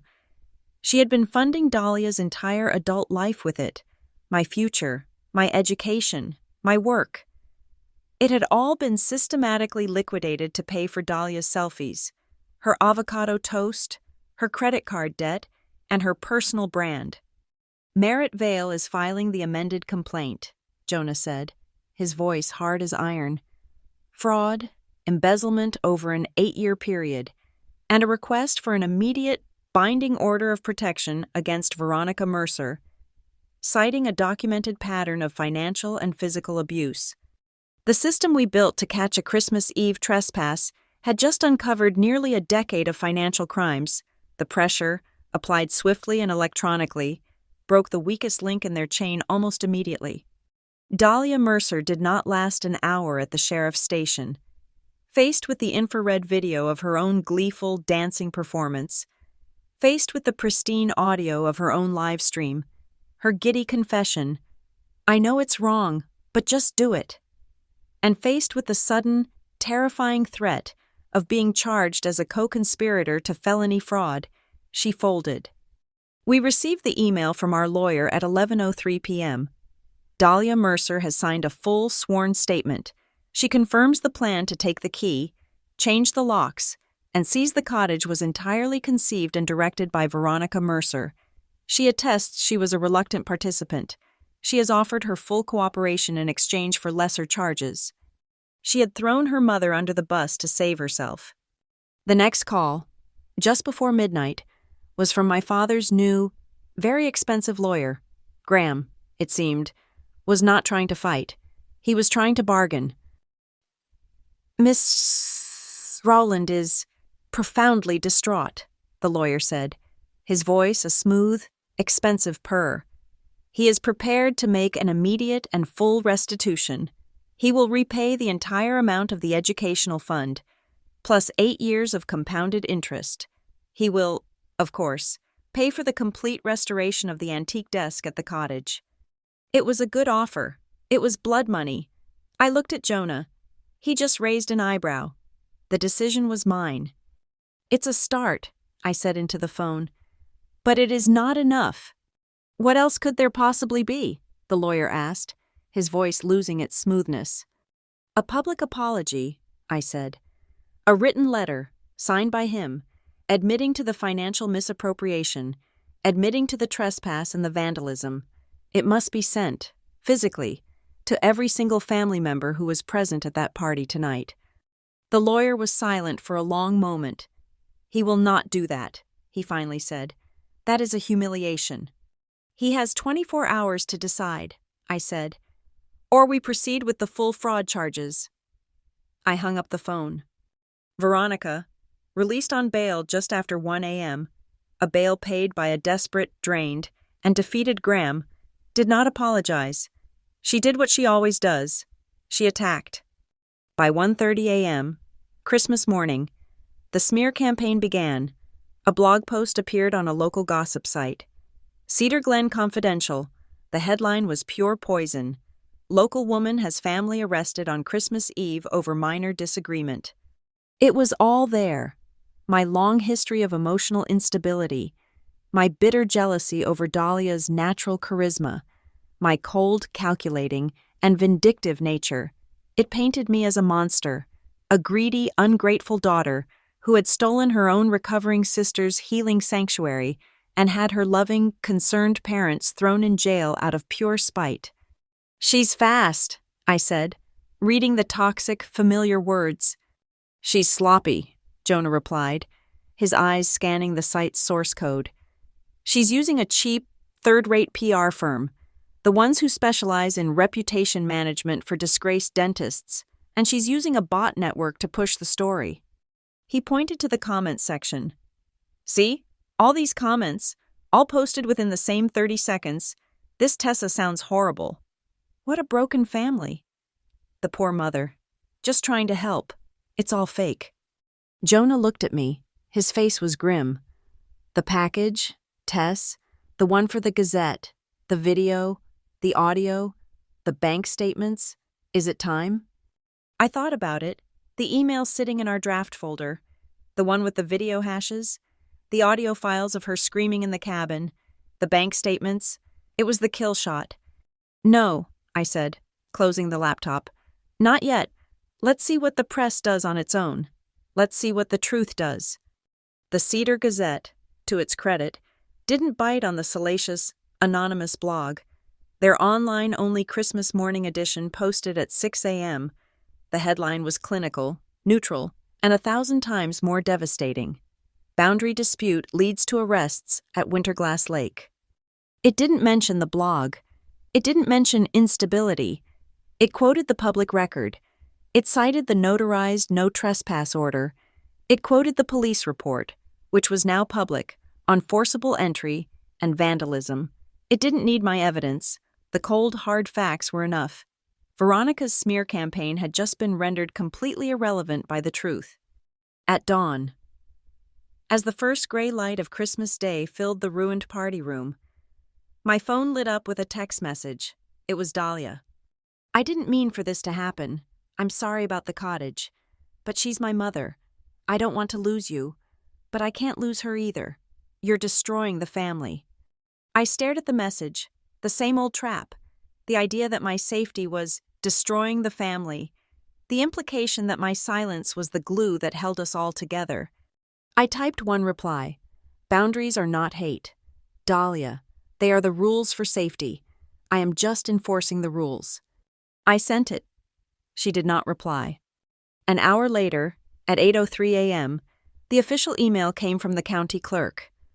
Due to the multiple, conflicting filings, the pending fraud charges, and the emergency request for an order of protection, the Honorable Judge Hollis will hear this matter immediately to determine status. The hearing was scheduled, not in a week, not after the holiday. It was scheduled for 9:00 a.m., Christmas morning, in less than 1 hour. The emergency session would take place via secured video link. I looked at Jonah. The sun was coming up, reflecting off the fresh snow, making the kitchen painfully bright. We had not slept. Are you ready? He asked. I thought about all the arguments I could make, the years of emotional abuse, the sock, the wine stain, the psychological warfare, the humiliation. I shook my head. I don't need to, I said. I logged into the Merritt Vale portal. I prepared my case. I would not be an emotional daughter. I would be an analyst. I would not justify, plead, or explain. I prepared my statement. It would be short. It would be factual. It would be a list of events, documents, and timestamps, a chain of cryptographic hashes, the truth, stripped of all emotion, rendered as pure, cold, undeniable data. At exactly 9:00 on Christmas morning, my laptop screen chimed. The kitchen, still littered with the debris of the ruined party, became a courtroom. The sterile, bright interface of the video hearing software opened. It was a grid of 4 squares. In the top left, Judge Hollis. She was an older woman with sharp eyes. Wearing a simple black robe, there was no tinsel in her office, just law books. She was not enjoying her holiday. In the top right, Veronica and Graham. They were in a conference room with their new, expensive lawyer. It was all blonde wood and glass. Veronica was immaculate, wearing a cream-colored cashmere sweater, her hair perfect. She was trying to smile, a patient, tolerant smile, as if this was all a ridiculous, bothersome interruption. Graham was a gray ghost beside her, his eyes fixed on the polished table in front of him. He looked like he hadn't slept in a year. Bottom left, Dahlia and her public defender. Dahlia was not immaculate. Her face was puffy and blotched from crying, her hair a mess. She was staring at her own hands, refusing to look at the camera. And the bottom right, Jonah and me. We were at my kitchen table. My laptop was the portal. Jonah sat beside me, his own laptop open, connected to the Merritt Vale servers.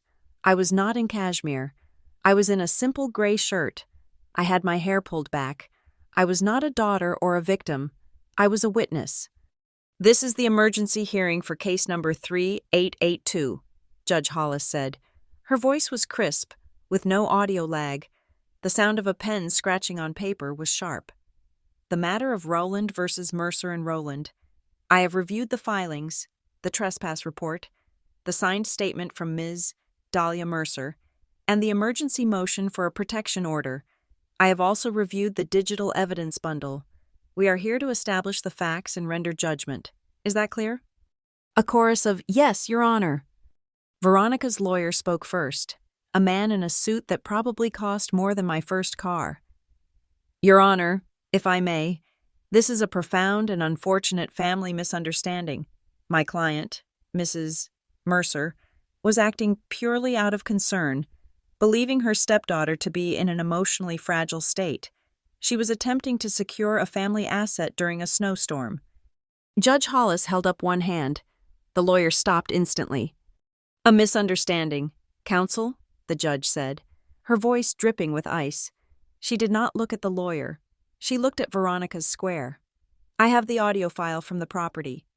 First thing tomorrow morning, I'm calling a locksmith. We're changing every lock on this property. This is our house now. That is not the language of a concerned relative. Mr. Mercer, that is the language of a thief." Veronica's smile froze.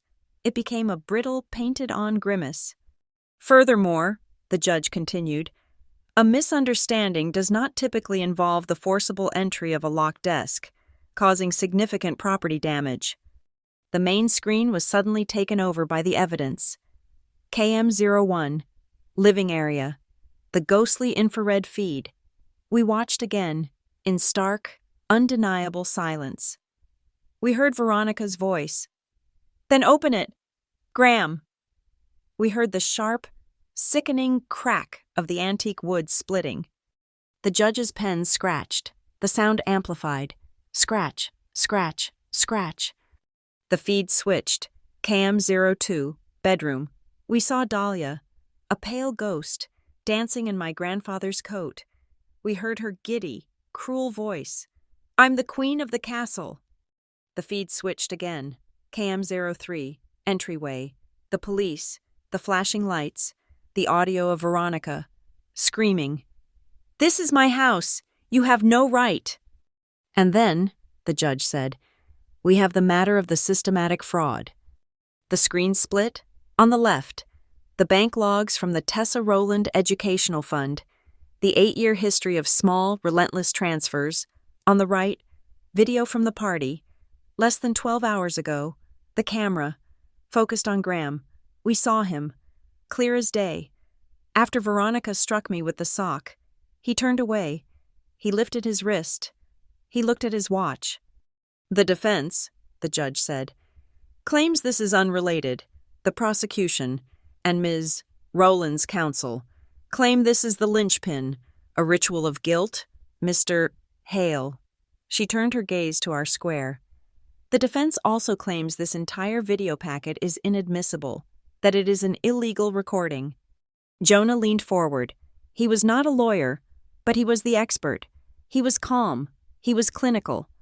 "Your Honor," he said, "this was not a nanny cam or a secret consumer device. It was a purpose-built digital forensics system, designed to protect an asset. The system was dormant until the unauthorized, fabricated key was used. That act," he said, "constituted consent. It was the digital equivalent of breaking a window. The moment that malicious entry was confirmed, the system activated." He continued, "Every frame of data you are watching, and every audio file you have heard, was not stored locally. It was instantly encrypted, hashed using an SHA-256 algorithm, and transmitted directly to a secure, immutable server at the Merritt Vale law firm. There was no opportunity for me, or for Ms. Rowland, to alter, edit, or manipulate this data in any way. He concluded, the hash keys for every data packet were simultaneously logged on a public blockchain ledger. The evidence you are seeing is not a copy. It is the original, unalterable, mathematically verifiable truth. The judge nodded slowly. The evidence is sound. It is admitted, Ms. Rowland. Her gaze was on me. It was not unkind. It was just appraising. You have 60 seconds. Do you wish to make a statement? I leaned forward. I looked directly into the small green dot of my laptop's camera. I was speaking to the judge, but I was closing the loop for Veronica, for Graham. Your Honor, I said. My voice was steady. I am here today, on Christmas morning, because I was given no other choice. For 20 years, my family has operated on a system of deniable abuse, financial extraction, and public humiliation. I did not build this system to trap them. I built it to prove what was already happening. I took a breath. I am not seeking their ruin. I am not seeking revenge. I am seeking clarity. I want the behavior to be named. I want the crimes to be acknowledged. And I want it to stop. I want a clear, legal, and enforceable boundary. That is all I have ever wanted. I finished. I leaned back. The judge looked at the grid of faces. In his square, Graham Rowland had his head bowed. His hands were clasped on the table in front of him. For the first time in my entire life, he was not looking at his watch. He had finally completely run out of time. Ms. Dahlia Mercer, the judge said. Dahlia flinched. She looked up, her face a ruin of terror and snot. Your Honor, she whimpered. You have filed a cooperating statement, the judge said. You have admitted to the conspiracy, but you have placed all blame on your mother, Veronica Mercer. It was her, Dahlia sobbed, the tears now flowing freely. They were not the pretty, practiced tears from the party. They were ugly, real, and terrified. She planned all of it. She told me to take the key from Jonah's coat. She told me to lie and say I was sick. She said we just had to do it. And Tessa she would just be quiet, like she always is. I'm sorry. I'm so sorry. I just did what she told me to do. Veronica, in her box, closed her eyes. The mask of the gracious matriarch was gone. She looked old and small and utterly, totally defeated. Judge Hollis made one final note. The sound of her pen was the only sound in the virtual courtroom. She set it down. This is not a family misunderstanding, she said, her voice final, filling the silence. This is a pattern of criminal behavior, trespass, vandalism, conspiracy, and systematic, felony-level fraud. The evidence is absolute, and the corroborating testimony is damning. She looked at Veronica's box. Veronica Mercer, on the charges of criminal trespass and vandalism, you are sentenced to 200 hours of community service. You will make full and immediate financial restitution for the defamation campaign you launched last night, and a permanent 3-year restraining order is hereby granted. You will not come within 500 feet of Ms. Tessa Rowland, her place of work, or the lakeside cottage. Any violation of this order, by any means, including digital, will result in your immediate incarceration. She turned to Graham. Graham Rowland, you have accepted a plea bargain on the fraud and embezzlement charges. The court accepts. You will make full and immediate restitution of the $22,400 stolen, plus 8 years of compounded interest, the total of which I see is $41,650. You will pay a fine of $10,000, and you will enroll in and complete a 12-month financial ethics and accountability program. Failure to complete it will reinstate the felony charges, and you will go to prison. Do you understand? Graham Rowland nodded, his face gray. Yes, Your Honor. The judge looked at Dahlia. Dahlia Mercer, given your cooperation, the court will be lenient in spirit, but not in fact. You are issued a formal, permanent warning, which will be on your record. You will attend a court-mandated conflict resolution program at your own expense. You are, of course, forbidden from the lakeside cottage property indefinitely." The judge took a breath. She was not finished. "And one final matter," she said, her eyes boring into Veronica. "Your attempt to defame your stepdaughter on a public blog while you were actively committing a crime against her is particularly egregious. You will post a full public apology.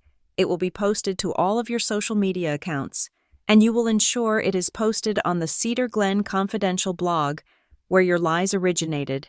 That apology will state the facts: that you illegally entered Miss Rowland's property, that you committed vandalism, and that your claims of her instability were false and malicious.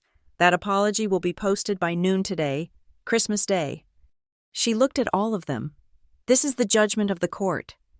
A bailiff, somewhere off screen, called out, "All rise." We all stood, in our separate, silent rooms. The sound of the gavel cracked through the laptop speakers, a single, sharp, digital sound. Finality. The video feed terminated. The grid of 4 windows disappeared. Veronica's face, a mask of pure, silent hatred. Graham's bowed head, Dahlia's tears, they were gone.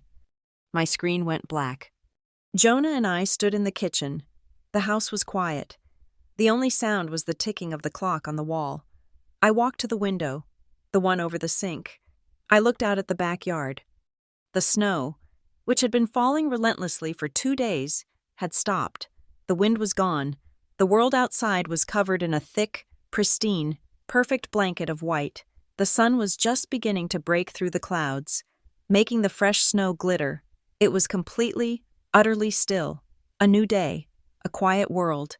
It was late, not just late, but the deep, hollow, silent part of the night on Christmas Day. The world had run out of energy. The snow had stopped. The sky was a clear, cold sheet of black ice, brittle with stars. We drove back from the city, from Jonah's apartment where we had spent the day, back to Cedar Glen, back to the lake. The roads were quiet, plowed into tall, soft-shouldered banks of white. I did not return to my father's house. I did not return to the scene of the party, with its wine-stained carpet and plates of congealed trifle. That house was no longer a requirement. We drove down the long, private road to Winterglass Lake. The cottage was dark, but it was not the cold, empty darkness from the night before. This was a resting darkness, a peaceful one. We got out of the car. The cold was absolute. It was so sharp it felt like a presence, a physical thing against my skin. The snow on the path to the door was deep, undisturbed, a perfect, clean slate. Jonah went first, walking in the tracks the deputies had left 24 hours earlier. He unlocked the new, high-security deadbolt, the one he had installed, the one that had held. He pushed the door open. The air inside was still, cold, but clean. It smelled of old pine, cold stone, and something else. Peace. Jonah went to the fireplace immediately, kneeling, striking a match. He had already laid the kindling and the logs, days ago. When he built the system, he was always one step ahead. I stood in the entryway, just breathing. I was home. This was the first time in my 33 years I had ever, truly, been home. The fire caught. The dry tinder flared, a sudden whoosh of orange light that pushed the shadows back. It illuminated the room. The smashed glass from my graduation picture was gone. The broken trash was gone. The deputies had documented it and removed it. The small, antique roll-top desk, my grandfather's desk, was covered by a soft cloth. I knew the wood beneath it was splintered, broken by my father's hand. But it was not a wound. It was evidence. It would be repaired. On the stone mantelpiece, there was a single, thick gray wool sock. It was not the one from the party. It was my grandfather's, the one he always wore in his right boot, the one that had a small, darned patch near the heel. I had kept it. It was a memento. Jonah must have found it when he was here, and he had placed it there. A reminder of what a sock was supposed to be. A simple, honest, warm thing, not a weapon. The fire began to crackle, a dry popping sound that was the only noise in the world. I took off my coat, my boots. The floor was cold, but it was solid. Jonah went into the small kitchen. I heard the sound of the kettle being filled, the click of the gas stove igniting. He was making tea. He did not ask me if I wanted any. He did not ask me how I was feeling. He did not need to. We had spent the day in silence, listening to the city hum, watching the judgment emails come in, Veronica's public apology, written by her lawyer, posted at 11:59 a.m., just before the noon deadline. It was a masterpiece of legalese, admitting the facts without admitting the intent. It did not matter. The facts were enough.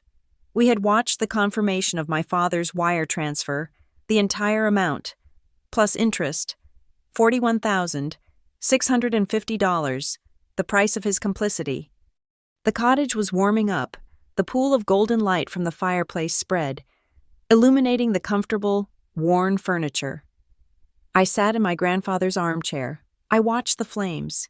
I felt the tension of the last 2 decades, the last 48 hours, finally, slowly, begin to unspool from my muscles. I was safe. The system had worked. The boundary was set. And then I heard it. It was not a sound from the house. It was a sound from outside. Crunch. A single, heavy step in the deep, fresh snow. I froze.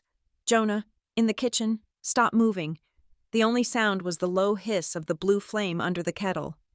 Crunch, crunch. It was slow, deliberate, an angry, heavy tread. Someone was walking up the path. I looked at Jonah. His face was calm, but his eyes were sharp. He glanced, not at the door, but at the small, discreet black panel he had installed next to the thermostat. On it, a single, tiny LED, previously dark, was now glowing a steady, brilliant red. Recording.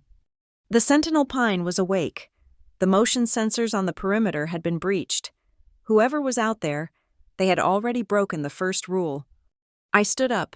My heart, which had been so slow and steady, began a low, hard, heavy beat. Thump, thump. Crunch, crunch, crunch.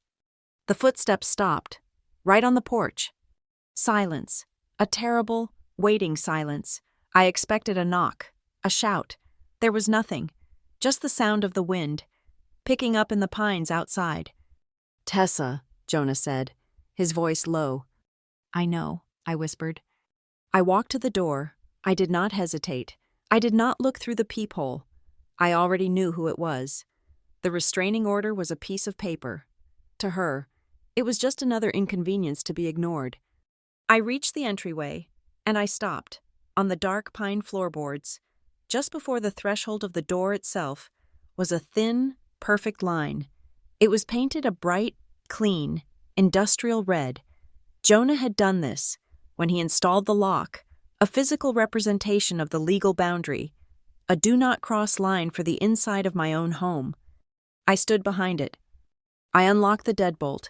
The click of the mechanism was loud, violent in the silence. I opened the door. The cold air ripped into the warm room, making the fire stutter and hiss, and there she was. Veronica. She was standing 3 feet from the door, in the center of the small porch. She was still wearing the cream-colored cashmere sweater from the video hearing. It was no longer pristine. There was a dark stain on the cuff. Her hair was a mess, strands whipped across her face by the wind. Her eyes were red-rimmed, but they were not sad. They were burning. They were 2 chips of pure, black, unadulterated hatred. She was a violator. The restraining order stipulated 500 feet. She was standing 3 feet away. She was, at this very second, committing a crime. "Family," she said. The word was a croak, a desperate, final attempt at the old magic. The word that was supposed to unlock every door, excuse every cruelty, erase every boundary. I did not speak. I did not engage. I simply raised my right hand, and I pointed. I pointed to the piece of paper I had laminated and taped to the door, right at eye level, earlier that evening. It was the court order, the Honorable Judge Hollis's signature at the bottom. The paragraph defining the restraining order was highlighted in yellow. Veronica's eyes followed my finger. She read the words, her face contorted. "That," she spat, "is a mistake, a family matter." "Veronica?" The voice came from the darkness, far away, at the edge of the driveway, 100 feet back. A dark shape was standing next to a car. Graham. He was outside the perimeter. He was obeying the order. His hands were deep in his pockets. He was not wearing his watch. His wrist was bare. "Veronica, get in the car," he called out. His voice was not a command. It was the voice of a man who had nothing left. It was a plea. "It's over. Just come home." "It is not over," she shrieked, her voice breaking, echoing off the silent, snow-covered trees. She turned her burning gaze back to me. "She did this. That little—" She fumbled in the pocket of her own coat. Her hand emerged. She was holding it, the gray wool sock, the one from the party, the weapon. She must have retrieved it from the floor before the police came. She had kept it, a trophy. She held it up, dangling it between her thumb and forefinger, as if it were a piece of garbage. Her lip curled into a sneer. She was about to swing it. She was about to try one last time, to humiliate me, to prove that she could still, always, hurt me. She took a step toward the door, toward the red line. And then she stopped. She had seen it, a tiny, new pinprick of light, just above the doorframe, the discreet lens of the outdoor camera, and beside it, the tiny, steady, crimson indicator, the light that told her she was being seen, the light that told her the system was active, the light that meant her final, desperate act of violence was being recorded, logged, hashed, and beamed directly to the servers at Merritt Vale. She froze. Her hand, holding the sock, was shaking. This was not a party. There was no audience of laughing relatives to give her cover. There was just the cold, the dark, and the unwavering, objective eye of the machine. I had not spoken. Now I did. My voice was not loud. It was not emotional. It was as cold and clear as the night air. "No more trespass," I said. Her face flinched, as if I had struck her. "No more humiliation." Her hand tightened on the sock. "No more substitution." Her eyes widened. The word, my word for her fraud, the substitution of my future for Dahlia's, hit her. "This is not family." 12 words. The end of the old contract. As if summoned by my words, a new light cut through the woods, a brilliant, sweeping beam of blue and white. It swept across the trees, across the edge of the lake. It was not a spotlight. It was a patrol bar. The police. The system had worked. Her violation of the perimeter, captured by the camera, had automatically, silently, alerted the sheriff. The car was already on the lake road, coming. Veronica saw the light. Her eyes went dead. All the fight, the fire, the hatred. It just collapsed. It drained away, leaving an empty, sallow, terrified woman. Her hand opened. The gray wool sock fell from her fingers. It landed softly, silently, on the clean white snow of my porch, a small, ugly, dirty thing in a pristine world. I looked down at it. I felt nothing. It was just an object, a piece of trash. I did not bend to pick it up. A boundary is not a request, and a rule is not a negotiation. You do not rescue the weapons that were used to hurt you. You leave them in the cold where they belong. "Tessa." My father's voice, from the darkness. It was broken. I'm sorry." I looked past Veronica, to the shape standing by the car. The patrol car's lights were getting closer, flashing blue, blue, blue against the snow. "Mean it with your actions," I said, my voice just loud enough to carry. "Stay 500 feet away, pay the restitution, keep the apology public. That is how you will be sorry." The patrol car's headlights hit the porch directly, pinning Veronica in a brutal, theatrical spotlight. She looked like a trapped animal. She flinched, holding a hand up to shield her eyes. She took a step back, away from the light, away from the door. Her boot heel hit the painted red line. She stumbled, catching herself. She looked down at the line, as if it were a wall of fire. She took another, frantic step back. She was off the porch. She was in the snow. She was retreating. I said nothing else. I simply stepped back. Behind my red line, I closed the heavy, solid oak door. The warmth of the room enveloped me. I turned the deadbolt. The sound of the heavy, oiled mechanism sliding into place was a clean, satisfying click. The final word, the end point. Outside, I could hear the muffled sound of the patrol car arriving, the low, authoritative voice of the deputy. "Ma'am, I need you to step away from the house. You are in violation of a court order." I did not go to the window. It was not my problem. It was theirs. The system was handling it. I walked back to the fireplace. The kettle was whistling, a high, happy, domestic sound. Jonah was in the kitchen, pouring the boiling water into 2 mugs. The scent of strong black tea and lemon filled the air. I sat in my grandfather's chair. The fire was warm on my face. I looked at the mantel, at my grandfather's sock, and then my eyes landed on a small, beautifully wrapped box in the shadow of the chair. It was wrapped in old, faded paper from the 1990s, with pictures of Santa Claus on skis. I recognized the wrapping. It was the last gift my grandfather had given me, the one he gave me just before he got sick, the one I had never opened. I had brought it here, to his house, where it belonged. Jonah came over, handing me a steaming mug. He sat on the hearth, just watching the fire. His presence was a comfort, a solid, unwavering wall of support. I picked up the box. It was light. I untied the old, brittle ribbon. I unfolded the paper. Inside, nestled in tissue paper, was a pair of brand-new, thick, hand-knitted wool socks. They were a deep, beautiful forest green, untouched, unused, waiting. I took off my own thin socks. I pulled the new, thick wool ones on. They were impossibly soft, instantly warm, a perfect fit. I curled my toes, feeling the warmth spread up from my feet, through my legs, settling in my chest. I looked at Jonah. The firelight was dancing in his eyes. He smiled, a small, genuine smile. I smiled back. "Now I'm warm," I said.